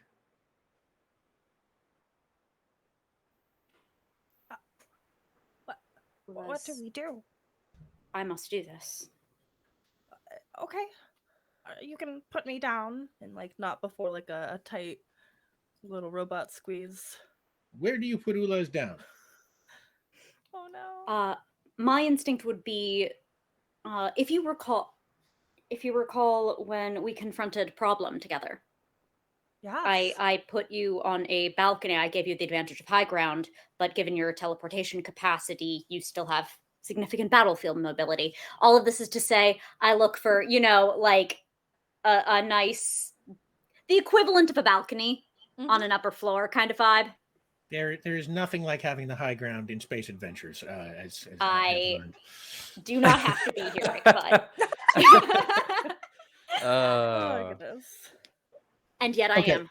Wouldn't be any Yeah, else. you find like an office building that's got like sort of like one of those like exterior balconies, like like halfway up, like an observation level or something, and you put Ulez there, and then what? You fly down. Yes. And as I don't have the visual drop on him. Yes, I should roll initiative before taking any sort of actions at him. Yeah, if you want to roll initiative, roll initiative. I imagine that is what will be necessary to be done. Should I get in on this? As I float in. I'm going to assume that you are all on the scene at this point. Okay. Or well, no, wait, Benny and Vion, you were on foot, right? No, we're both flying. No, we're flying. Oh, you're High flying. school Oh, yeah, musical you status, cast your. Okay, sorry. So we're slower than Cadrax is, but still faster than on foot. Yeah, I we would had say enough time to flight chill and is get, like, enough given the reprimanded. length of his speech. So I'll say you two are just making it onto the scene right about now, and you were able to hear his, his little tirade because it was coming through the earpieces. Everybody roll initiative. Oh no, that was good. God damn it, I hate when that happens. Okay, Ulez, what'd you get? Ugh. 9. Benny? 9 as well. Ooh, which one of you has the higher coordination? My coordination is 4. I'm 5. Which Ulez is 5. Ulez is faster than me. So Benny Cadrax? I'm also a 5. I also rolled a 9. I'm gonna say after that we're gonna go to intellect, which No, God is that's tied. me. Oh, really? Oh no. Okay, sorry, I was looking at the wrong one. I'm a 6. I'm a Oh, you're 6. both 6s. Yeah. Okay. I'm just putting Cadrax first. It feels appropriate. Yeah. Appreciate you. Vion, You're not gonna believe this, Oh my if you god, roll you're a 9, fired. you're but fired. I got a 5. Okay. No, I can very much believe that. That is mathematically possible. Sonny goes first. Then Cadrax, then Ulez, then Benny, then Vion. Cadrax, you swoop down and land in the street, say up the street from Sonny. It is like almost an Old West kind of draw. You stand at opposite sides of the streets, kind of looking at each other.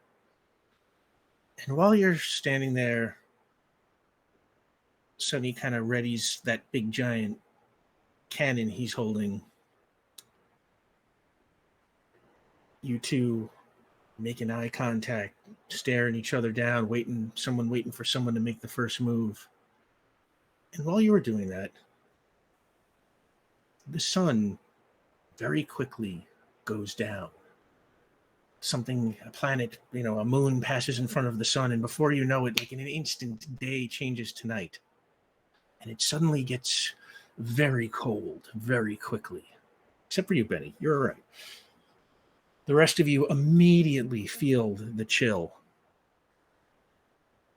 And as the cold sets in, Sonny raises his cannon, and then the ground begins to shake.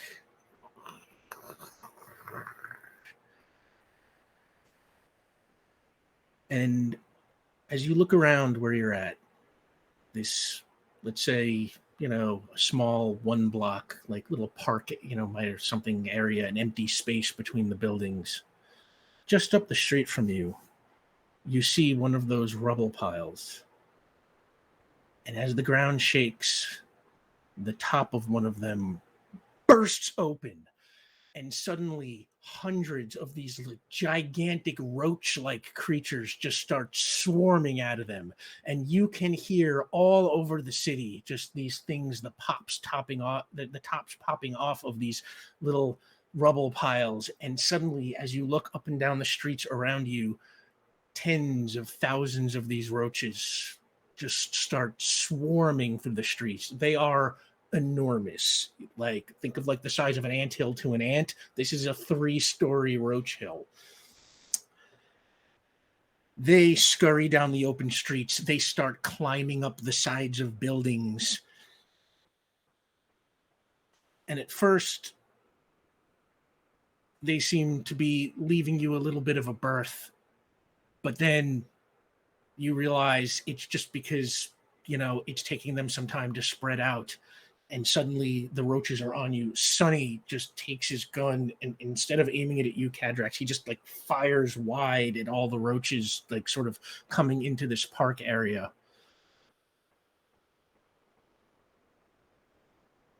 Then he looks around and he blasts his voice at the ground and shoots himself up to the top of a nearby building.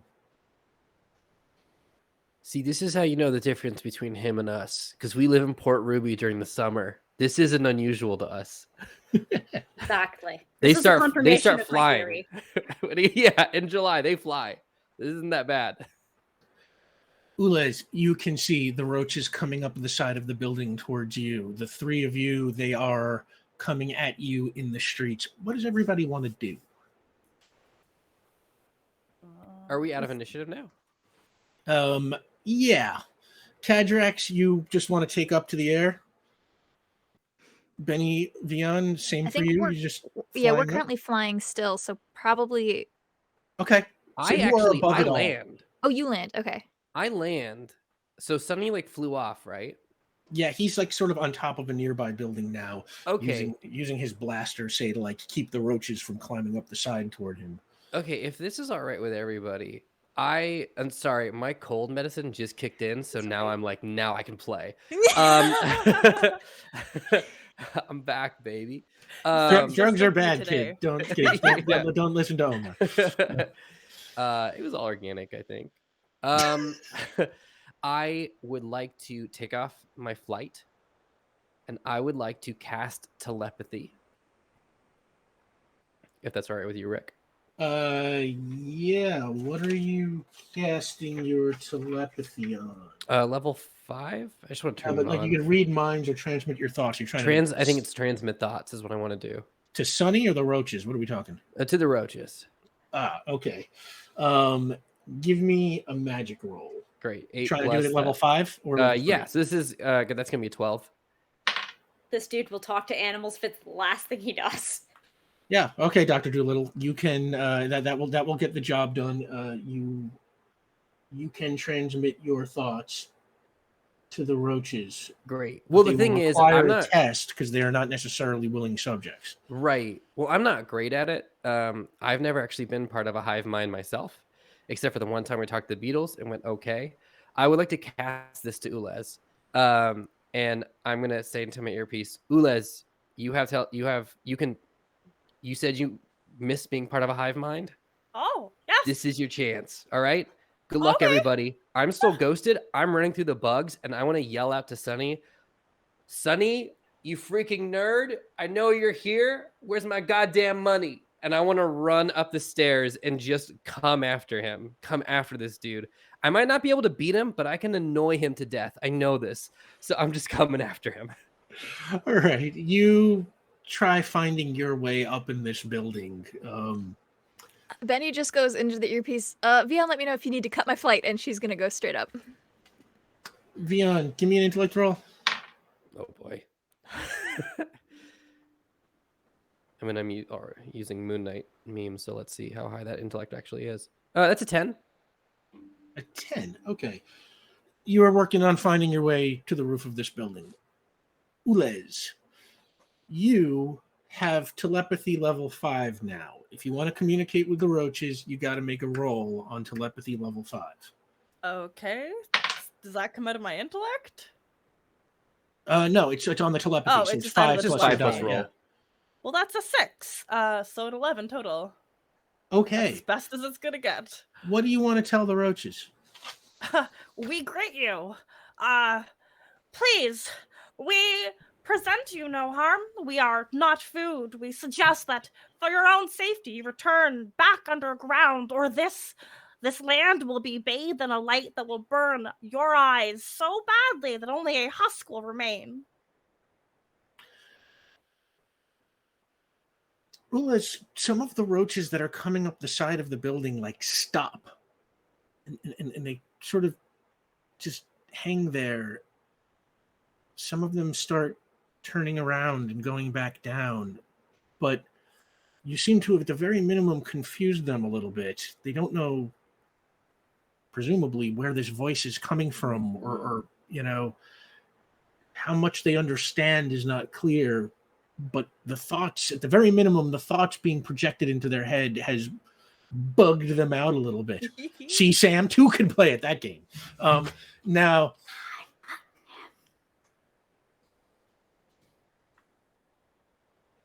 Vion, you arrive at the top of this building, finally, and you see Sunny still firing over the side. What do you want to do?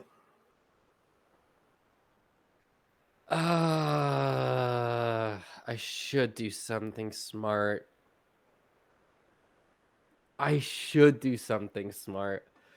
I'm gonna play this against myself, and if I don't get a point of determination, that's fine. And maybe this is just the cold medicine talking, but I would like to. He's blasting at the bugs. Yeah. I'm gonna unphase. I'm gonna push him. I'm gonna push him off a building. He can't fly, right? He cannot fly, but he can use his voice to sort of make giant Sound leaps cushion. sound cushions and bounds and stuff like that. Like, the way he just blasted himself up to the top of a building using his voice. Again, I should do something smart, like phase like a pebble or something into his throat, but I'm just pushing him. Make a coordination roll. Okay. For stealth. Sure. That's gonna be 3 plus roll. Come on, app that's been letting me down all night. 6. We continue this relationship, app. You take a step, and he just like his head turns, and he's he just kind of puts his eyes on you, and sort of looks like he's getting ready to attack. Okay, I haven't unfazed yet, so do your worst. He doesn't do anything. Kadrax, Benny, you are in the air, and you suddenly start to notice something. In fact, actually, let's see how much you notice. Both of you give me an intellect roll.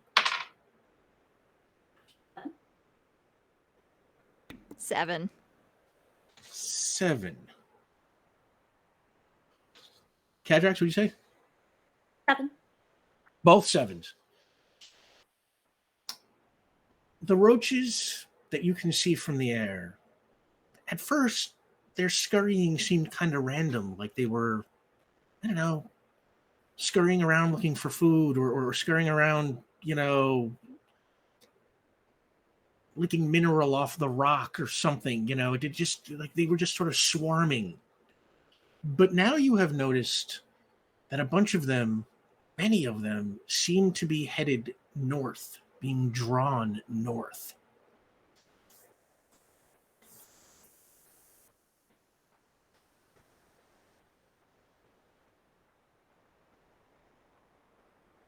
Right, so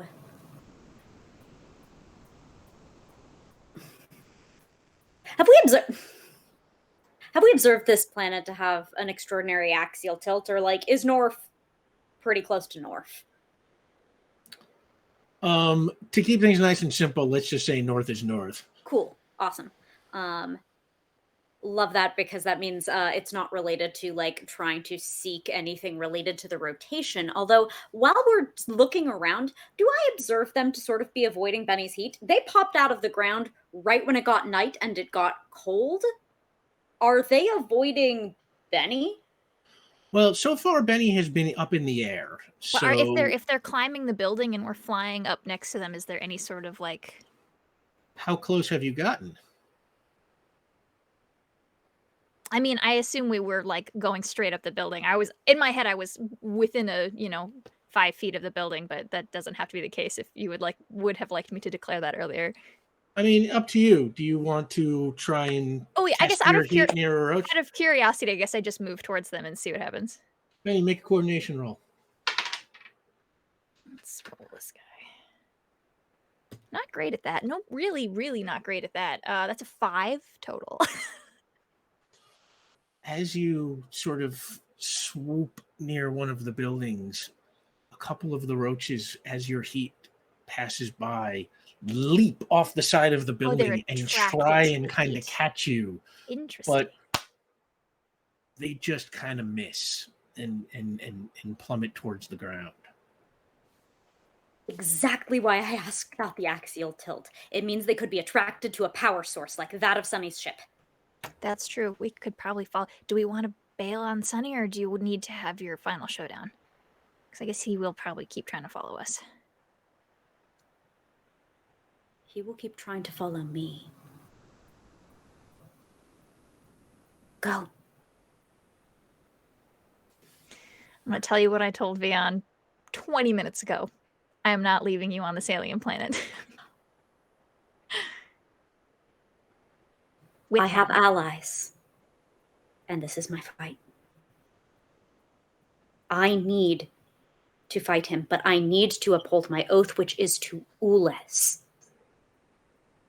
You get that ship, they get off this planet, and they can get to Spire.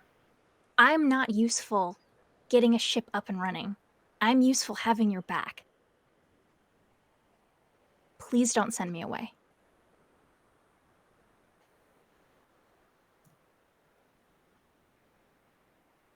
I'm going to stop focusing on this conversation because I can't afford to anymore, and I can't disengage to follow. Because, this is my fight, so. So, wait, so what are you doing? I cannot follow them. Nope. I will comms, Ules, I think is the next person I can, hopefully try to get something going to follow this. Well, as the arthropods appear to be broadly swarming north. Based on their behavior toward Benny, it is possible they're attracted to heat, which could be the power source. We do not know, Okay. but that is the current hypothesis. Oh, that is very good. We can follow them that way. That would be excellent. And if they get close, I can just, light it up a little bit because they are not very fond of bright lights. They were attracted to Benny's heat. Be aware. Okay, understood. Exist well. Exist well. Ooh, let's make a teleportation roll. Oh no.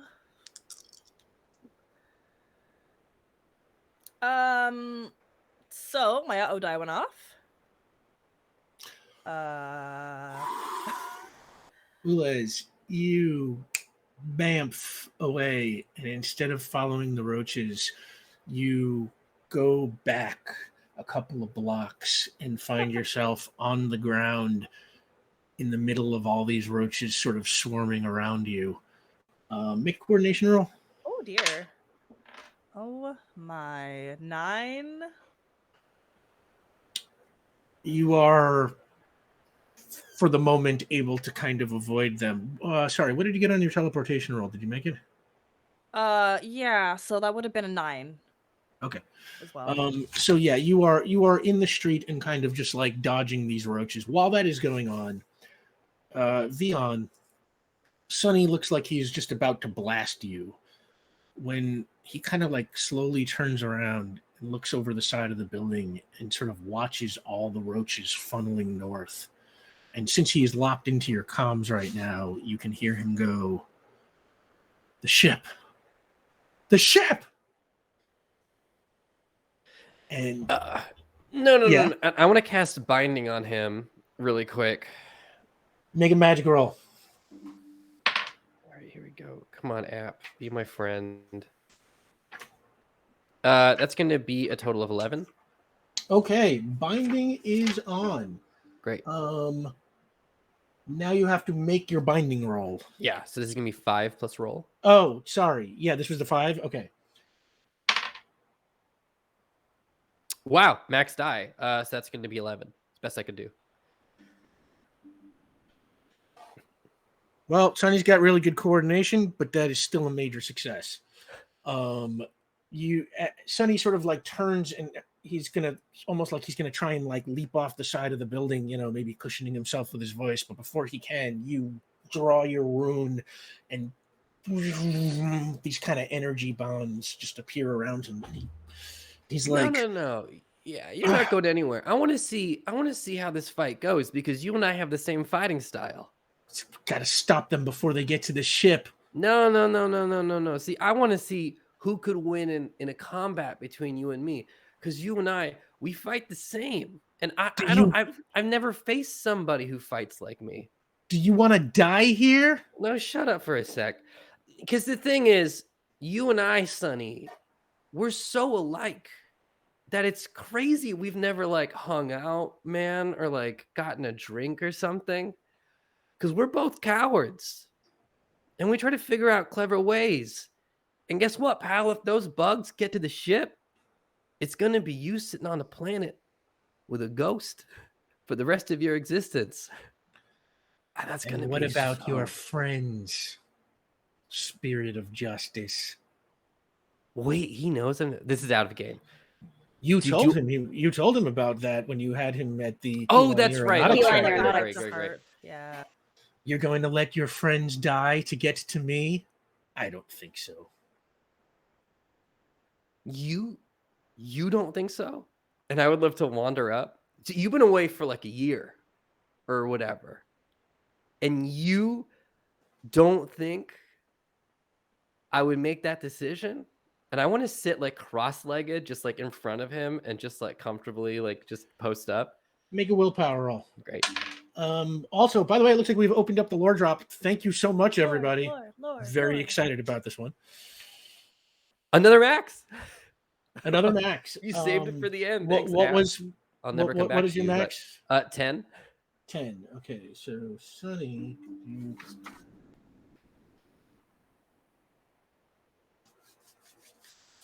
Sunny seems pretty not impressed by you, and he's just like, say what you will. You're not going to let the others die. We always figure out a way out of sticky situations, Sonny, but we haven't figured out a way to deal with your ass yet. So I'm actually more interested in the mystery right in front of me because I think I know what's going to happen. Now, most of my powers are seeing into the past. I have a good friend who actually sees into the future, and I don't share her powers per se. But I don't know if I were to put my money on anything, it's that in a couple seconds, Cadrax is going to fly in and it's going to deal with you. And if that means being abandoned on a planet, but getting to see that, oof, that's a price I'm willing to pay because, Sonny, you think you know me, but you have no idea how petty I am. I am so petty. I am pettier than you are bad at reading people. While that is going on, what are you doing, Benny?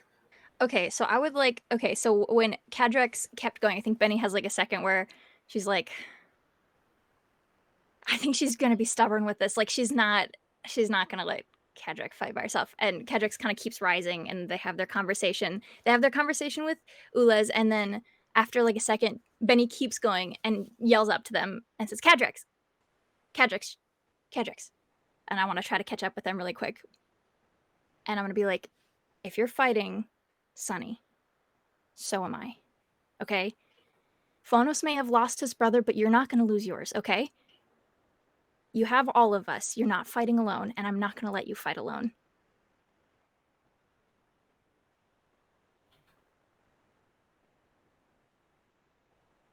My vengeance is not the objective. That is Sunny's doom. Yes. We have to go. I'll follow you anywhere.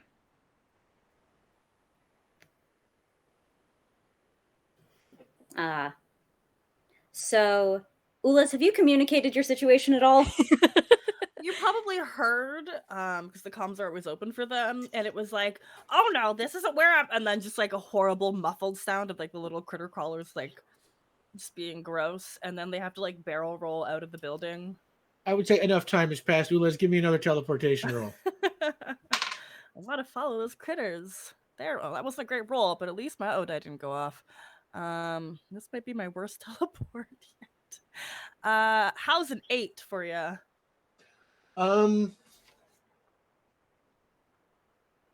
8 will get the job done, but hang on.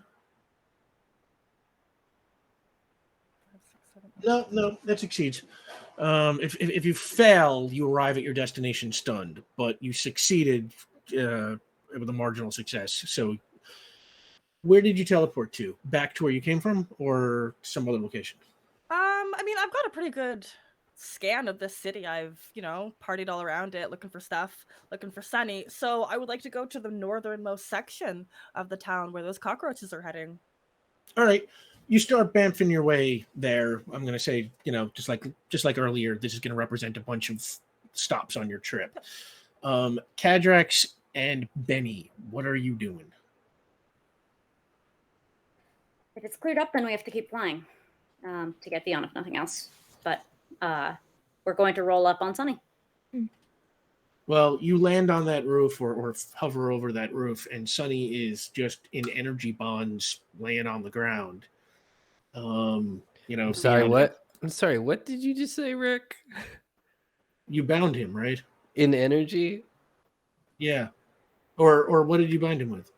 Oh no, I think you're right, and I think that might be a problem for us. Oh, it's true. What are the bugs? What are the bugs We don't interested know. in again? But is it a problem? Yeah, let us know, Rick. I would say right now is the bugs so far do not seem interested in anything you're doing. Right. In fact, more and more of them seem to just be swarming north. Okay, great. Well, never mind. So I'm just chilling there then. Right, a candle compared to a bonfire. Oh, hey, what's up, everybody? Ah. I see.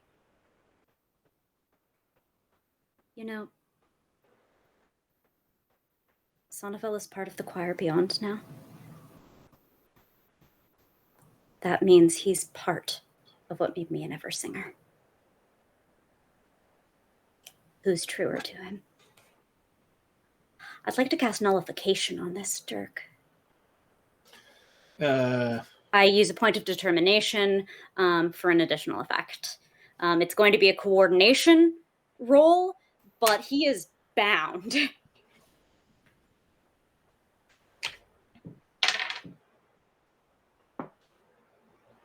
All right, not my best. Can I add my power skill to this? Since I'm doing nullification on it? Not the power number, since it's a coordination, but like coordination then with the power skill. Yeah, just looking up power skill. Sorry, power specialty. Covers various powers that require ability tests of different sorts, particularly offensive powers using prowess and coordination for attacks. Oh. Yeah. In that case, it's 11, which is better. Okay. You use your nullification ability. Trying to reserve the word cast for Vion's magic. But, I dampen his vibrations. Yes, you dampen his vibrations. Countering wave for wave anything from his voice. Yeah. And he kind of feels his connection to the vibrations around him sort of being dulled. And he says, "You can kill me, Eversinger. But once that ship is destroyed, we're all going to be stuck here. Even you. Spire will fall. The Star Choir will sweep through the universe, and you will live forever here with the roaches. You know? That might actually be better than killing you." I would like to turn to Cadrax and go, "This is your fight. This is your fight. You good?" Oh, we have no time for this, man. Oh, Would you like to fly okay. with me? Yeah, that sounds great. Hey, I would like to turn to Sunny. Just a quick reminder, dude, I don't give a shit about you. And I'll totally hop on Cadrax's back. Unfazed? Okay. I'm unfazed, yeah. Cool. Yes. Am I close to the ship then? While the folks are chatting away to Sunny. Yeah, Ulez, you are making your way there. And now we'll say that the three of you are following the swarm of roaches headed in the direction they're headed in. As Cadrax and Vion take off, Benny kind of like stands at the edge of the building and kind of looks at him and goes, "Ye of little faith," and kind of like just steps backwards off and like flies up and away, following her friends. Like, thinks so little of us. Unfortunate for him. Yes, he does. And yeah, Ulez, you keep bamfing north ahead of these roaches as far as you can see each time, you know, and eventually you make it almost all the way to the north side of the city. Mm-hmm. And there you see what? Sorry, I had an idea. It's not my scene though. Keep going. Oh, okay. There you see Sunny's ship. Yes. You just see a little bit of the end of it because he has landed it beneath like an overpass. Okay. But it's there, and it is just surrounded by roaches that are just swarming all over it.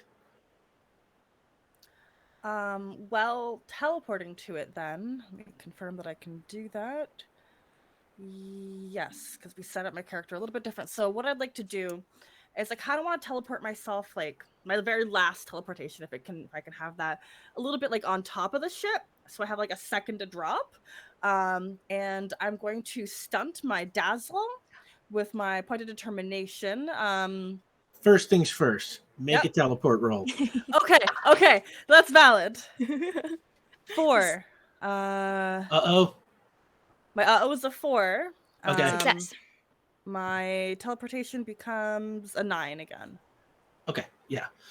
Yeah, you teleport right in there. And like say in the same moment you want to now release like Dazzle. you want to dazzle. But like a burst dazzle. That's what I want to use my stunt for, is to make it a burst. I also have to roll a burnout on that to see if You I go don't dark. have burst on your dazzle power?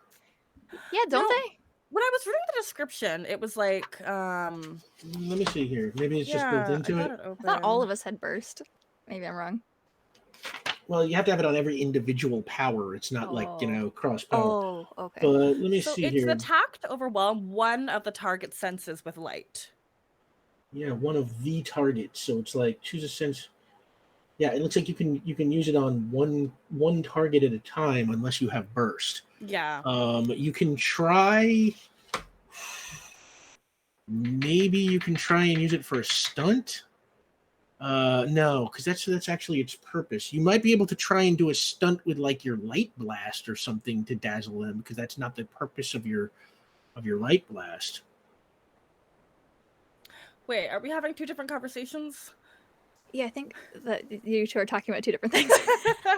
I want to use dazzle Right. to light up the area and stun them. But Yeah, I want to add burst to make it an AoE effect to get all of them to, like, they're gonna like flop off the ship if this is a successful. They're spending a point of determination to stunt. Yeah. Stunt the dazzle to give it stunt the Oh, the you're dazzle. spending a point of determination to use stunt a stunt. dazzle, Okay. yeah. Yes. All right. So that was your last point of determination. Yep. I am so strangely protective. Yeah, that's easily strangely protective. Give me a dazzle roll. Your dazzle is level 3. Yep. So that's okay on the so I You have won't 2 burn. points of community determination also, don't forget. I got a thumbs up from Omar. I might He's go ahead stoned. and like cold medicine. I just am not in pain for the first time in a week, so this is this is the high that I'm riding. That's a Just win. so everybody That's- knows. I want that's to be good to clear know. about that. Yeah. We'll take it, yeah. I can breathe. So that's an 8 total, but I think I would like to use our can I use a community point of determination on top of my stunt as a +2 bonus? What quality would you be invoking? This one I'm gonna take part human, because this is not the most. Ulas should know better than to do anything combat oriented without their allies. Time and time again, they get rocks dropped on them. They fall from heights. They've never had a lot of success attacking anything on their own, and here they are doing anything they possibly can. I'm trying to word this like it's a stupid human thing to do. Okay, so it's part human because you're acting like an idiot. Okay. Yeah. hive. Sadly, that does make some sense. So that brings That'll you up make to it a a 10, total. and that brings you down to 1 point of community determination. I have and 0 now. You release that blast, and and like this all happens within a moment. You teleport in, you give it your all, and just fire off this ultra bright light in every direction, and the roaches just go scurrying. They just turn and run, and it takes seconds. They clear away from the ship. Well, let's make an intellect roll. 10. And as they scurry away from the ship, you can see at the back of Sunny's ship, where you would expect to find the cell that powers the ship, there is a ripped out chunk and a huge gape in the mechanics. And you get the feeling the roaches have taken the fuel cell, which I'm just gonna explain because Ulez would know this, gives off a ton of heat because it is powered by a kind of radiation. Oh no. You just hear in the communicator. What? I have located the ship. It is free of roaches. If you saw a bright light in the distance, that was myself, and I am well. But the power cell is missing, and the ship is it's not flyable without any energy source. And I will say the three of you are just about coming into range to see this ship now and say landing near that overpass. Are the roaches still coming at the ship after Ula's blasted them? Are they regrouping to come back at it? No, they seem to be giving it quite a wide berth Okay, at the moment. perfect. Where are they going now? Yeah. Because they should be swarming toward a power source. So what way Sam? did they go? Sorry, Cadrax, give me an intellect roll. Oh no. I'm going to go back up, actually, Fine. so that I'm not skewing any data with my just person. I'm just going to go Okay. back up and stay out Yeah, I of... mean, we oh, can with the yeah. We're doing What'd a you whole get? lot of vector calculus today, jeez. What did you 10. get, Cadrax? 10. Okay. You can see that the roaches are now, I mean, some of them are just going in random directions, but the vast majority of them seem to be now funneling, say, towards the northwest. That way. I would like to fly that way. We've passed Darko, I follow. Okay. The three of you fly off following that. Ulez, you pew, pew, you're bamfing your way behind them. Actually, I'm not following. oh no, you're not following. You're staying at the ship. No, Okay. no. I just found a beautiful new ship. Okay. You're at Can the you ship. hold down the ship on your own? Do you need assistance? Oh, I can. We will be okay here. I can access the ship and secure it accordingly. Understood. Communicate if you need further help. I will. Please be careful. The three of you start flying northwest, and quickly you see almost, just a caravan of these roaches just now forming a line, and they are all headed towards one of those gigantic rubble piles and just right down into it. Okay. I'd You like feel to like doing burst some it open. search and rescue? You're gonna bust it open? Yeah. So harmonic resonance blast stuff? Mhm. Give me a harmonic resonance blast. Oh, wow. Okay. We're not acting this way on intellect rolls, I see. But when it comes, pent up Yes. frustration from Sunny. I see. 16. 16. Wow, he's not frustrating. He's a lovely guy. 16. That's a massive success. You just unleash your voice and it just blasts, like all 3 stories of that rock just go exploding further to the northwest, just where it was, While they're behind doing where it this, was. Yeah. I want to place myself on the other side of it, on the opposite side. And once they're done, once that's handled, let me know. After. Okay. I was a bit like, you want to put yourself in front of the blast? No. Okay. Yeah. Okay. Afterwards, that's yeah. Interesting strategy. Yeah.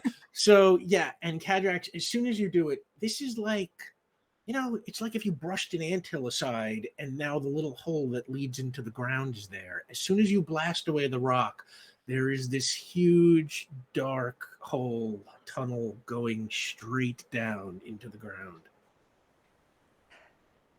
All right, I have an idea. You two want to go use your big, beautiful brains? And I'm going to do what I do best, which is be on fire. I want to land on the other side of the giant crater and just burst repeatedly. What are you trying to do? I'm going to make myself the biggest power source in the area. I'm just going to... I have never burst with the lava form before, so I'm not really sure what this looks like. But she's just going to get to the... an eruption? Yes, yeah. She's going to erupt. Okay. Just whatever her every turn would be, I'm just going to erupt and start drawing the attention. And if they start coming at me, she'll just start moving backwards and she'll erupt, keep moving backwards and erupt. And if they, kind of need to get in her space, they can do whatever the hell they want. But I want to get them, I want to clear the hole. Oh, what roll? Aura. I mean, or magma. Ooh, yes. Sorry, just punched my microphone. Okay, here we go.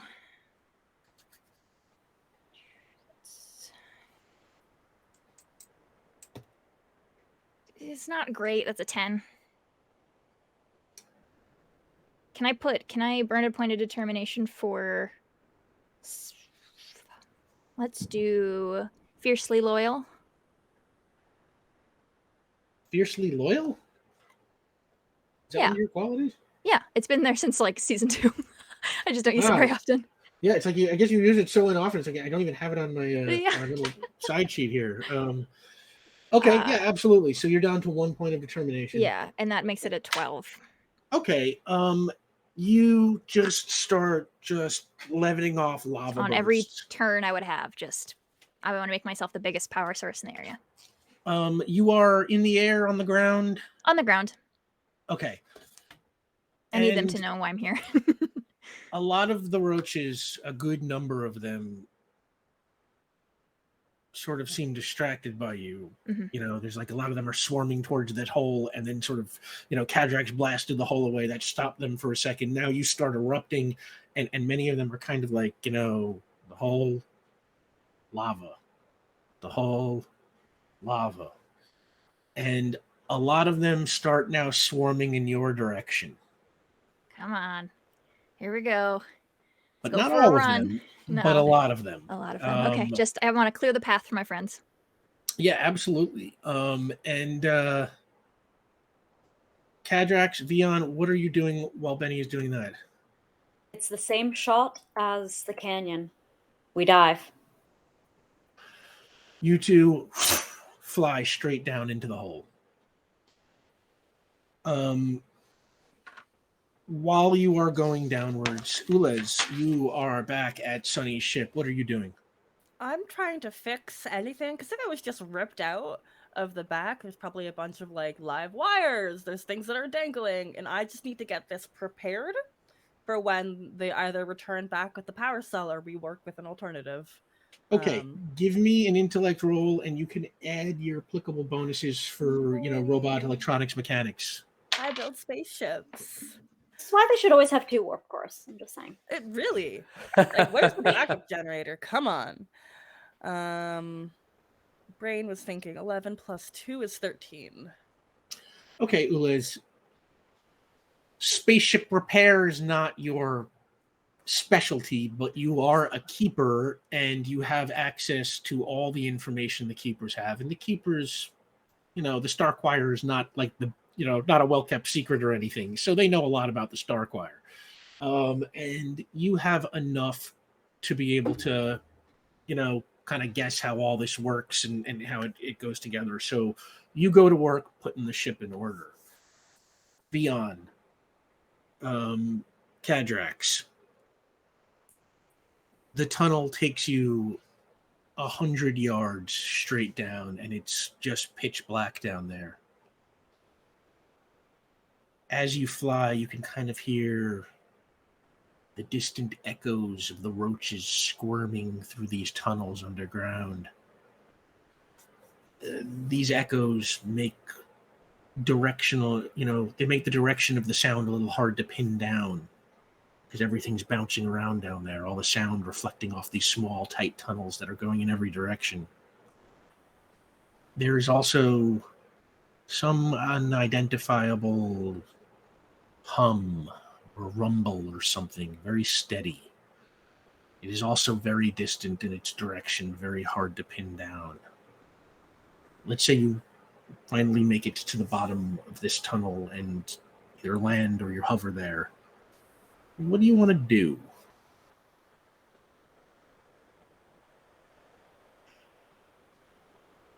Do it. Give me an intellect roll real fast, both of you. You can use any applicable investigation bonuses, just so I can give you the lay of whatever you see or don't see. 11. Here. 11? Yeah. That was the max die, so that's 13. Okay. From where you're at, like I said, it's super dark down there.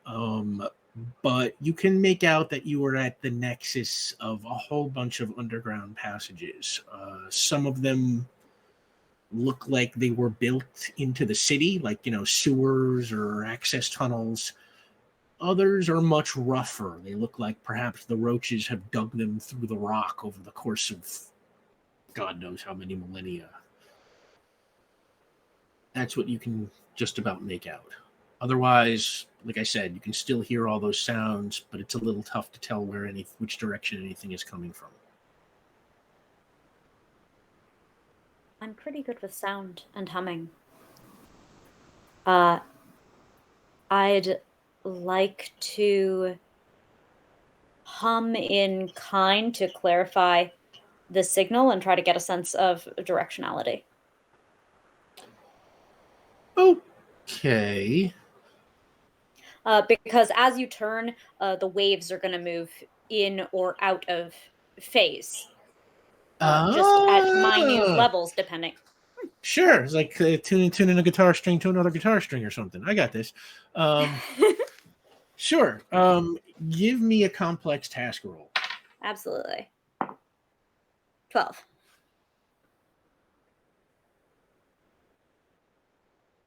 Okay, 12. Cadrax, you center yourself. And you get a little nervous for a second. This would be a lousy time to hear music. And you start to hum and find the frequency. And first you're off, and then the beats between the two, you know.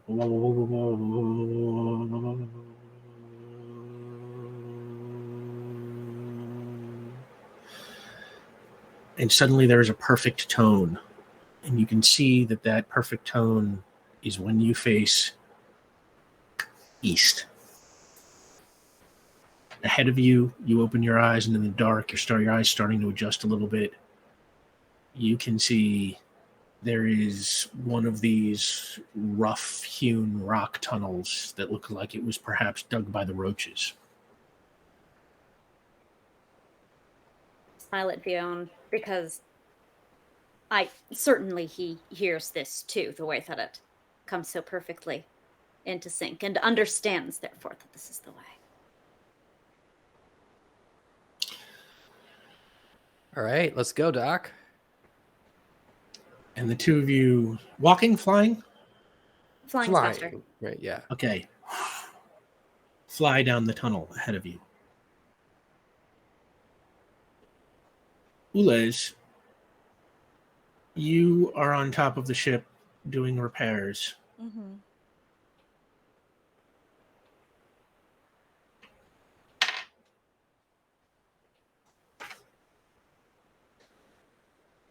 A laser fire blast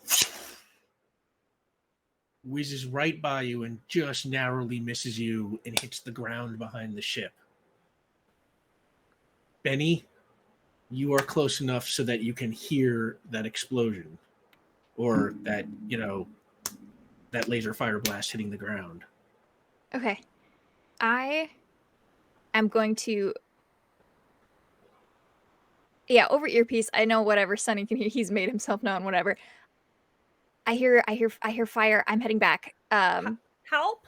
Yeah, and I'm going to start flying, but low to the ground. I want to see if I can get any bugs to follow me. Ooh. Penny Beckett, Pied Piper of who knows where. Because then I can still be helpful trying to draw them away from the hole, but also maybe they'll come in handy when I try to kick Sunny's ass. Either way, I am a fan. Give me a coordination roll. Let's do it. Okay. Coordination is so we'll see. That's an 8. An 8. You start flying low to the ground. Some of the bugs follow you. Okay. Some of them start kind of huddling on the ground in the spot where you were standing. Yeah, warm ground. Yeah. And some of them start going down the tunnel. You might have company incoming. Sorry about that, and I'll just keep going. You make it back to the ship, where you see Ulez on top. Do I see Sunny anywhere? Give me an intellect roll. Okay, that's an 8. 8. It's good for You me. look around, start searching in the darkness ahead of you, and It's not so dark. I am pretty bright. You are pretty bright, but immediately outside of your the light you cast, there's there are no street lights here. There's nothing. There's just whatever you get from the moons. Yes. And a lot of shadows. You do not see anything conspicuous Okay. until I would just. Oh, Until. okay, Benny, you are shot Oh, by a laser blast. cool. Like the lava like explodes out of like her shoulder or whatever just got hit. And kind of reforms on itself. Do I take any Yeah. damage from that? Okay, you absorb some damage because you're lava, Yes. right? How much do Yeah. you absorb? 8. 8. Yeah. No. I'm gonna say it hurts like a bitch. I'm sure it does. But once the lava reforms, you kind of feel whole again. Yeah, it kind of reforms, and while that happens, Benny I want to place myself in front of the ship with Ulez behind me and wherever that laser just came from in front of me. And as I reform, I kind of want to she gets a little because she's just discovered what the stretching can do. She's gonna get like a little bit taller, a little bit broader, and she's just gonna be like, come out wherever you are. Make an intellect roll. Ugh, not helpful. Not gonna be great. Okay, all right. This is the best I can do. 9. And you hear in your earpiece, Sonny, they took the fuel cell, didn't they?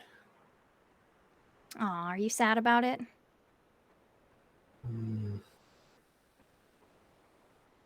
It just means the Eversinger can't escape me. And That's what you think. You are a sitting duck. Our earpieces work very far, right? Yes. Yes. No signal attenuation. We tested.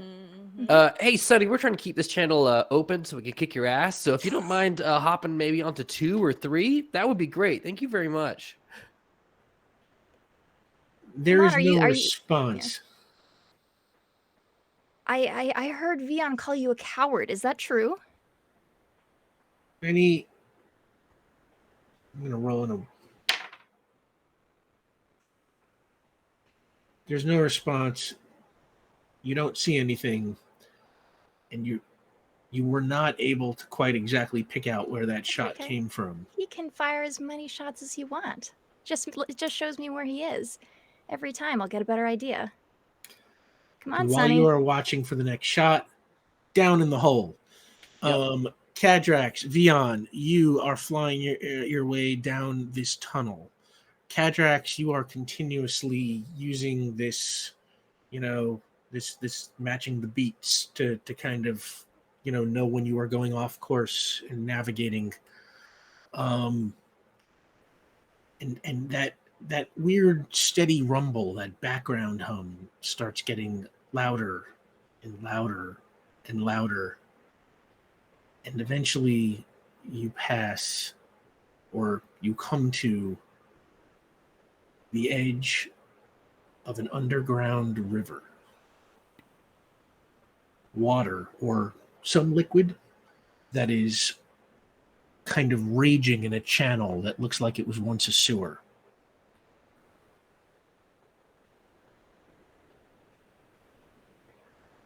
Okay, well, that's good.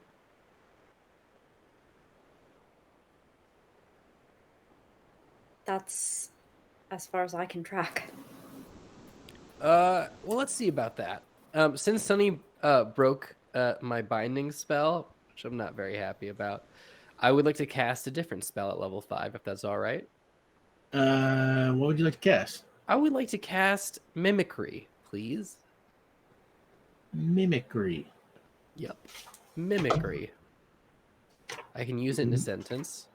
Mimicry? The sentence is, I would like to cast Animal Mimicry on Cadrax. To do what?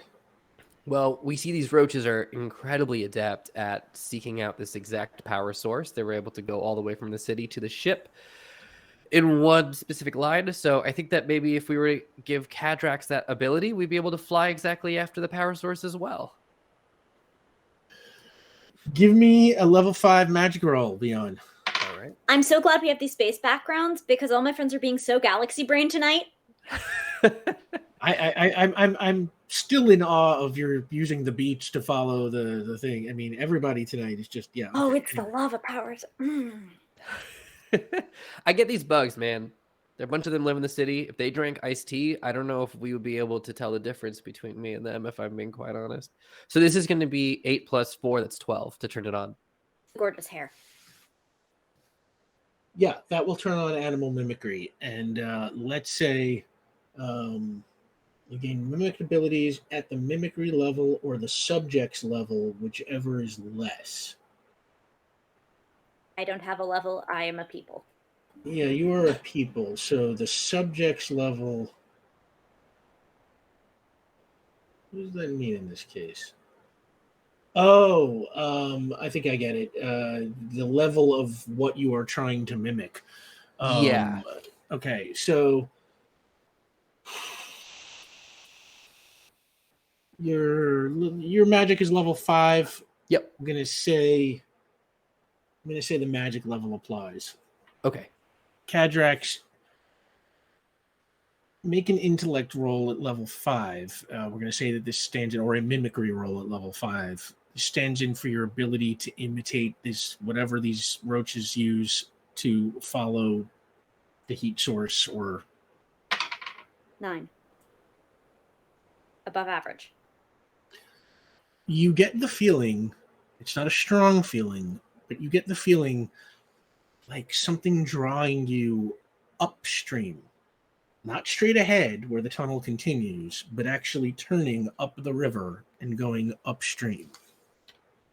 Of course. One should have inferred. If I lost the signal, it had to have been one direction or the other along the river, or I would still feel it resonate. It's this way. Yeah, Vion nods like he gets it. And the two of you swoop up the tunnel. Meanwhile, at the top of the hole,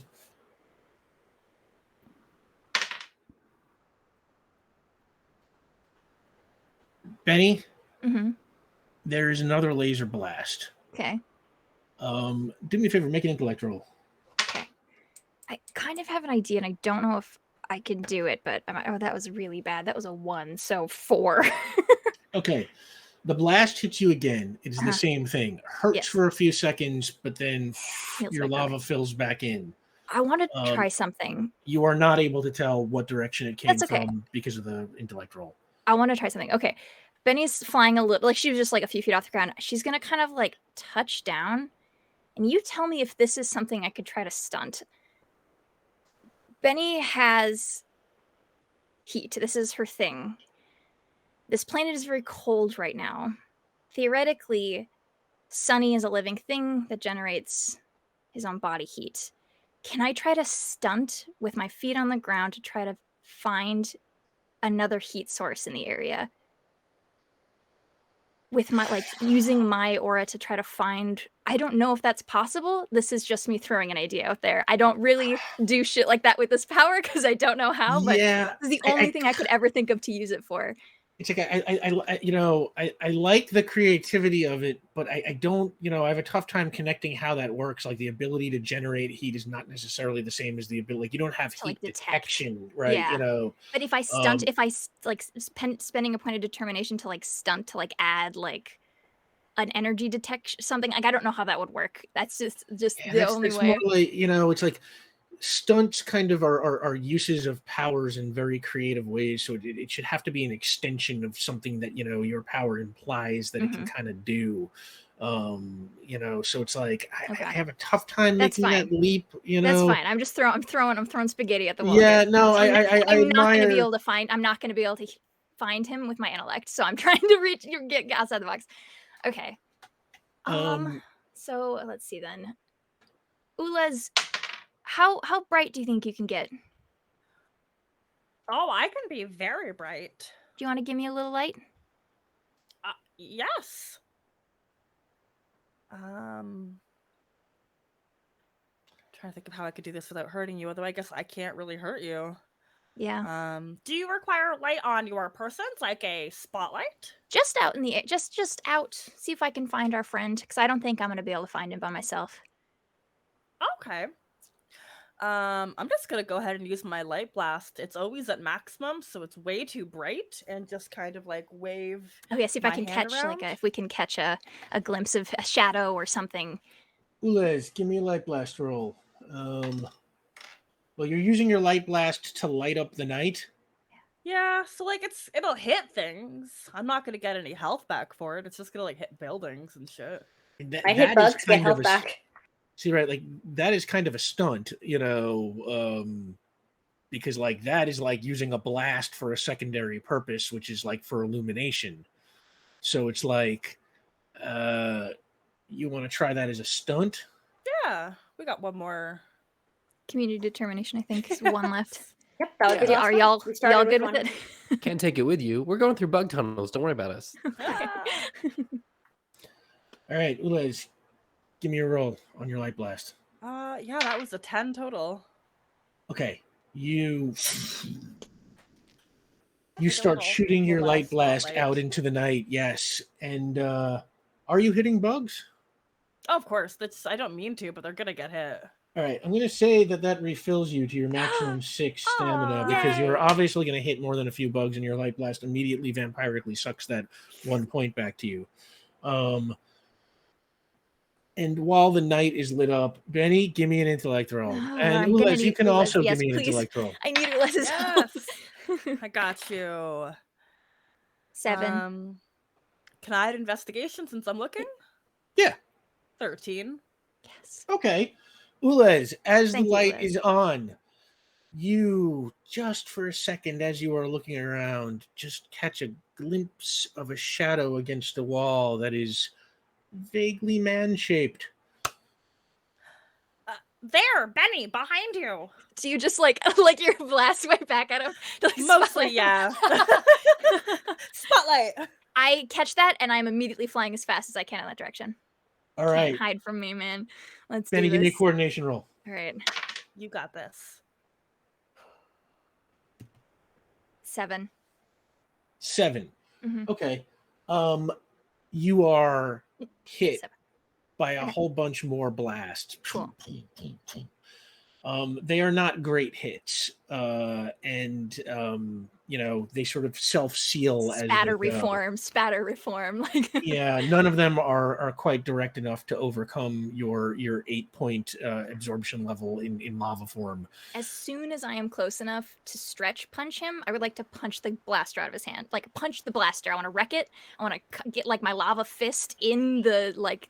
You said it was kind of a large thing. Was it like a Yeah, larger? it's kind of like a Oh, yeah. hand. I would like kinda to cannon. get Yeah. my fist inside that gun. I want to punch it. All right.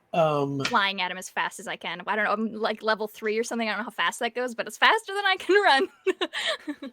Flying at it as fast as you can. Mhm. Benny, make a Prowess prowess roll. Yeah. Okay. Here we go. 14. You shoot your arm out, and it just does that lava stretch and hits the gun, and the gun just goes flying and skidding across the ground. And then I would like to come the arm stays where it was, and Benny's whole body comes and rejoins it, and I want to be just like face to face with him. Yeah, you do that. Face to face with Sonny. Meanwhile, down in the hole, while this is going on, Vion and Cadrax, you follow the river, and you can see that it is coming from, looks like a little bit of a waterfall, not too high. And you fly up the waterfall and over it. And as you come over the curve, the hump, you see in front of you what you are sure must be the nest. It is just thousands of roaches swarming around the walls. Do me a favor. Both of you give me intellect rolls. 10. This is the maximum number I can roll on an intellect tonight. Not because it's a 6 on the die, but because my die has said this is the max that I can roll on an intellect tonight. Can I add investigation? Yes. 9. 9. Okay. There is a lot of movement to keep track of here. But after watching, your eyes start to adjust a little bit. And you can see right ahead of you, all the way on the other side of the nest, there's kind of this mound of roaches that are just kind of swirling over each other.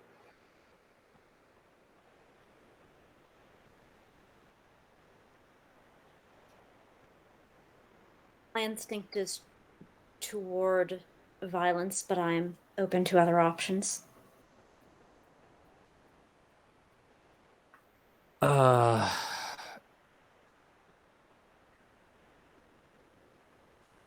trying to think of.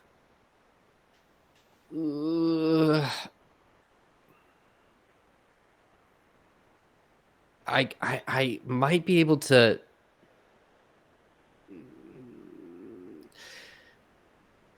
I might be able to cast images to imitate, but I haven't seen the thing yet, the power source. So I don't know if I can like fully imitate it. Rick. I've been on these sorts of ships. I know what kind of energy is radiating, such that I could at least articulate that. I can energy control. You can energy control. Yeah, I can energy control. The relevant type of radiation. Yeah. Perhaps enough to divert them. Yeah, I can totally do that. All right, Cadrax, I'm going to assume that you have a way of expressing this to him in a way that he will be able to understand. I mean, I can tell you gamma radiation. I don't know if that's enough for you to cast a spell off of, or if I have, you know? You know what? Let's, I mean, energy control, I can do some stuff. Here's what I'm thinking, though, if I'm being quite honest. Doc, what if we just grab it and go? Can we get out of here faster than they can chase us? Are you challenging me, sir? Hell yeah. I want to cast teleportation. I'm sorry, did you just say heliportation? I want to I said hell yeah. I want to cast teleportation. You want to cast teleportation on the yourself, on Cadrax? Oh, on the power source. And you want to... Okay. Bop. Get it. The power source, I'm going to tell you right now, from the size of the mound of bugs you are looking for, you get the feeling it is probably fairly large. Oh, okay. Possibly heavy. Okay, Doc, is it usually encased in some sort of metal? How heavy is it, Rick? Again, because I know these ships. Yeah, okay. I can carry a bunch of people with me, so... I am going to say its weight is... its weight is level 5. It's about as heavy as like a motorcycle. My strength is 6. Ooh. Okay, you can try that. Vion, so you want to try and teleport it to Cadrax? I want to teleport it just like into the air in front of us. Cadrax can catch it, and Bob's your uncle will fly out. Catch. Okay, level 5 or level 3? Oh, we did it with a guy. Yes, but the stakes are much lower in such an instance. That's true. Vion, you are using 5 for your flight right now, right? I'm not doing. I don't think I have any. Oh, it was animal mimicry, but we don't need that anymore. Animal mimicry. Oh, right. Okay, sorry, my bad. All right, give me roll to see if you can turn on teleportation. Great. That's 5 plus 8, which is 13. Okay. And I'll cast this at level 2. I just want to. I don't want to do it. It's right there in front of us. I don't have to worry about how far it is. Give me teleportation roll. Great. That's 3. That's gonna mean 8. And you draw your rune, and you kind of point point it at the direction of the mound of bugs, and there's like a kind of that little green pop, and the mound kind of collapses, and instantaneously, Kadrax, in front of you, the fuel cell just pops into the air. Kadrax, I'm going to need you to make a coordination roll to see if you can if you've got the coordination, and then a strength roll to see if you can hold it. Yep. All right. Oh, max die on the coordination, so that's an 11. Okay, yeah, you've got the coordination. All right. Oh my god, I'm not even kidding you. I'm not even to the slightest kidding you. Also a max die on the strength. Hey! So that's 12. That's 12. Teamwork Okay, makes the freaking dream work, y'all. That is a moderate success. So your effort succeeds. You catch that thing and it's like, and you've got it. It is like holding, like a Harley. It's like, this is heavy. Like, you can feel all your muscles straining to keep this thing up, but you're doing it. All right. Let's go. I'd like to start blasting my way up.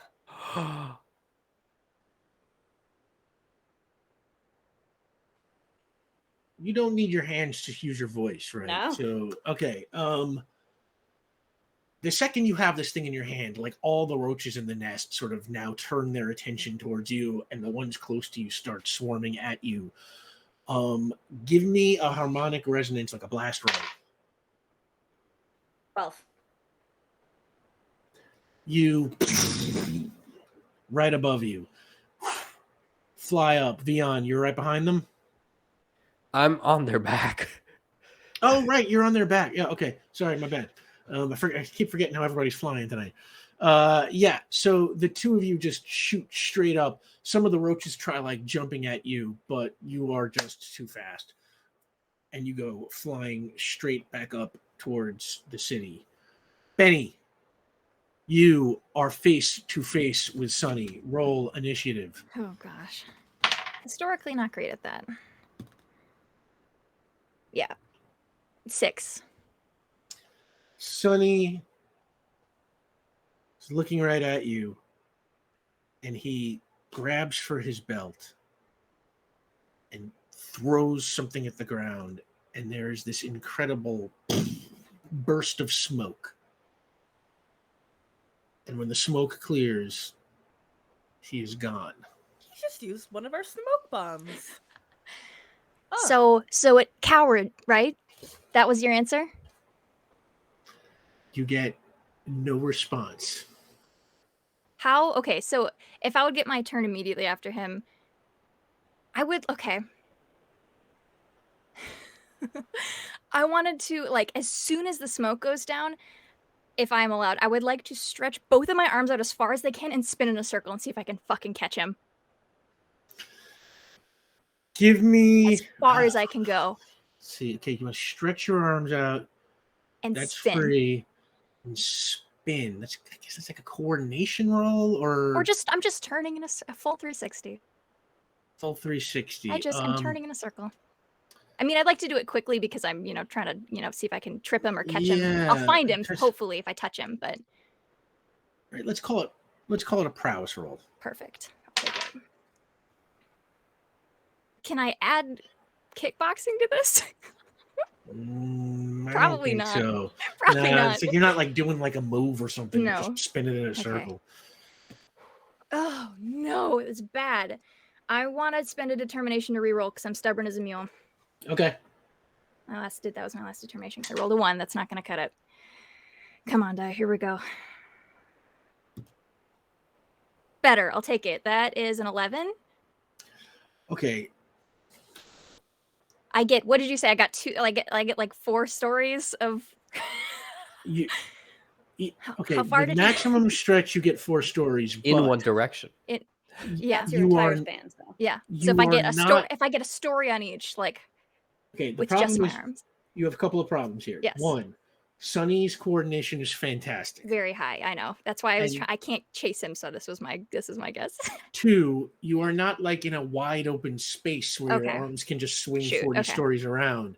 So like you kind of go like about, half a semicircle and then your arms kind of like hit a building that's like right next to you, kind of like wrap around it a little bit. If you connect with Sunny, you don't know it. At that moment, about 40 feet away from you, the ground explodes and Cadrax and Vion come swooping out of a hole in the ground.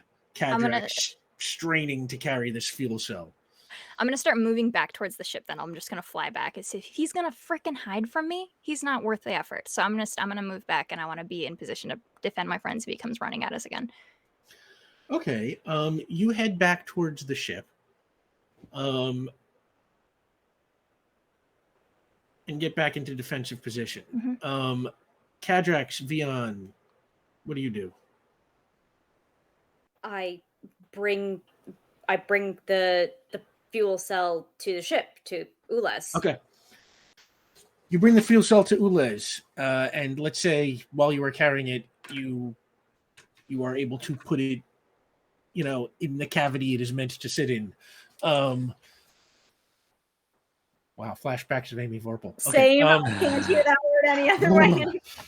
no, we love you, Amy Vorpal. And Do you want an intellect to connect it properly? give me an intellect roll, Ules.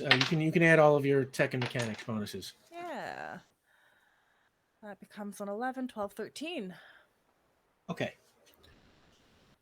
759. Okay. The 3 of you, Benny, Cadrax, Vion, you spend the rest of this long, long night in defensive position, keeping away the roaches and watching for Sunny. Ules, the roaches did some damage ripping that thing out of the ship, Mm-hmm.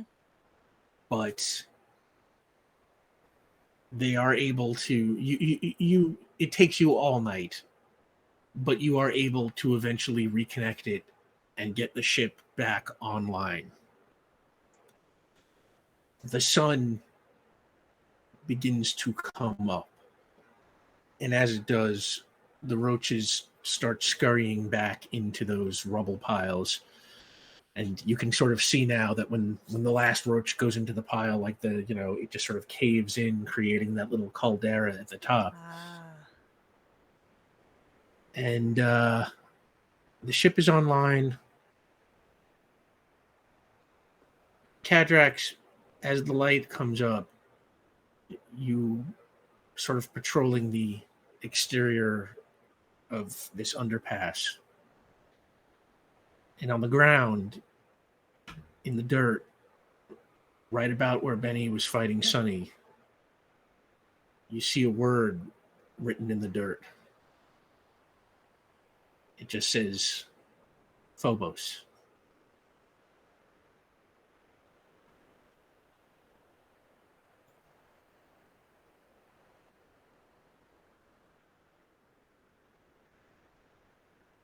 Ping. Give me a ping roll. 15. Again, your pings don't really work very well here, but you don't detect anything.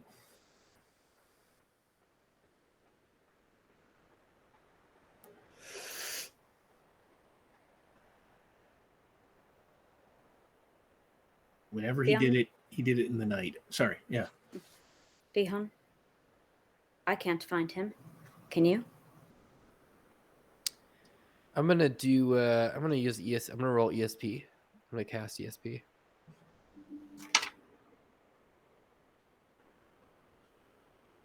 Or is that to just like look into place? Maybe that's not what I ESP want. to perceive things in distant locations as if you were there. Yeah, it's like you would have to know where he was, and you could see him wherever he was. It's not exactly like a locator. I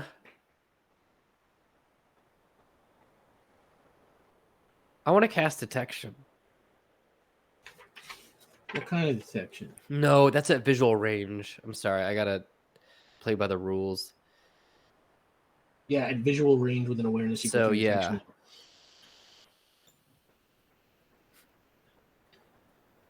I'm gonna touch my earpiece. So you'd rather hide and die than fight?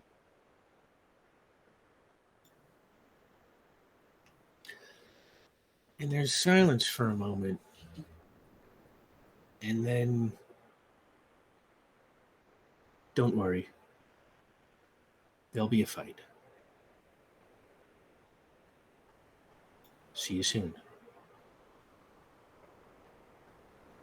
And that's it.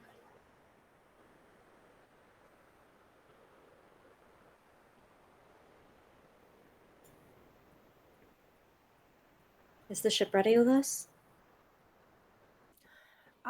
Yes, let me just run one more diagnostic and I think we should be good to go.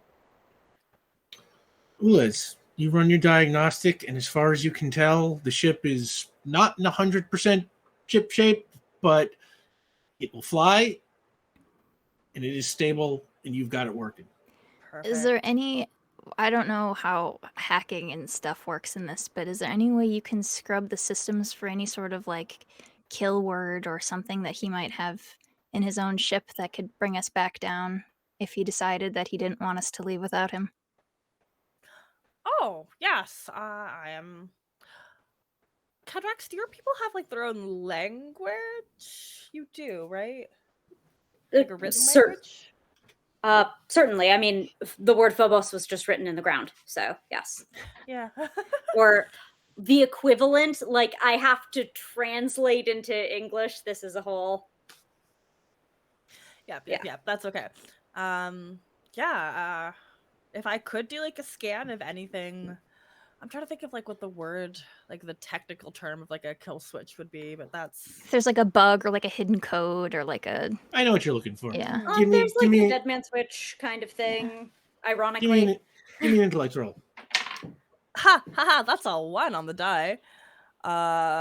Even if I add my investigation, that becomes a pitiful 9. You do not detect anything like that. Okay. I think we are going to be okay. This is our out. We have a way out. all right. You good with this, Cadrax?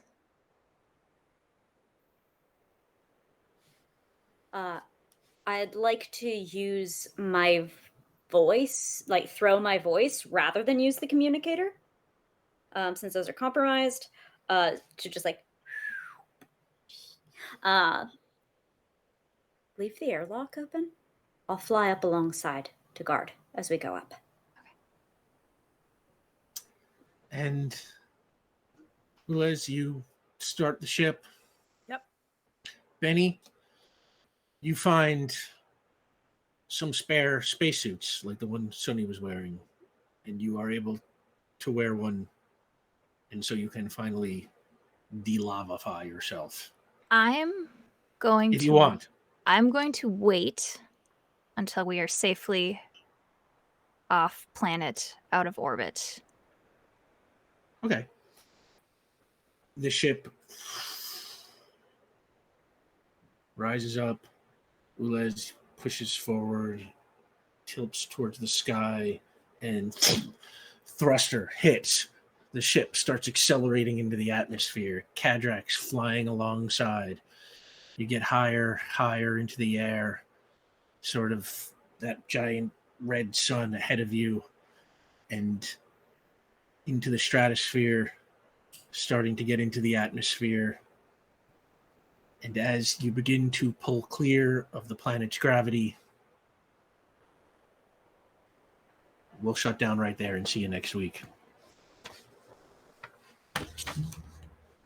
You're a stinker, Rick Bud.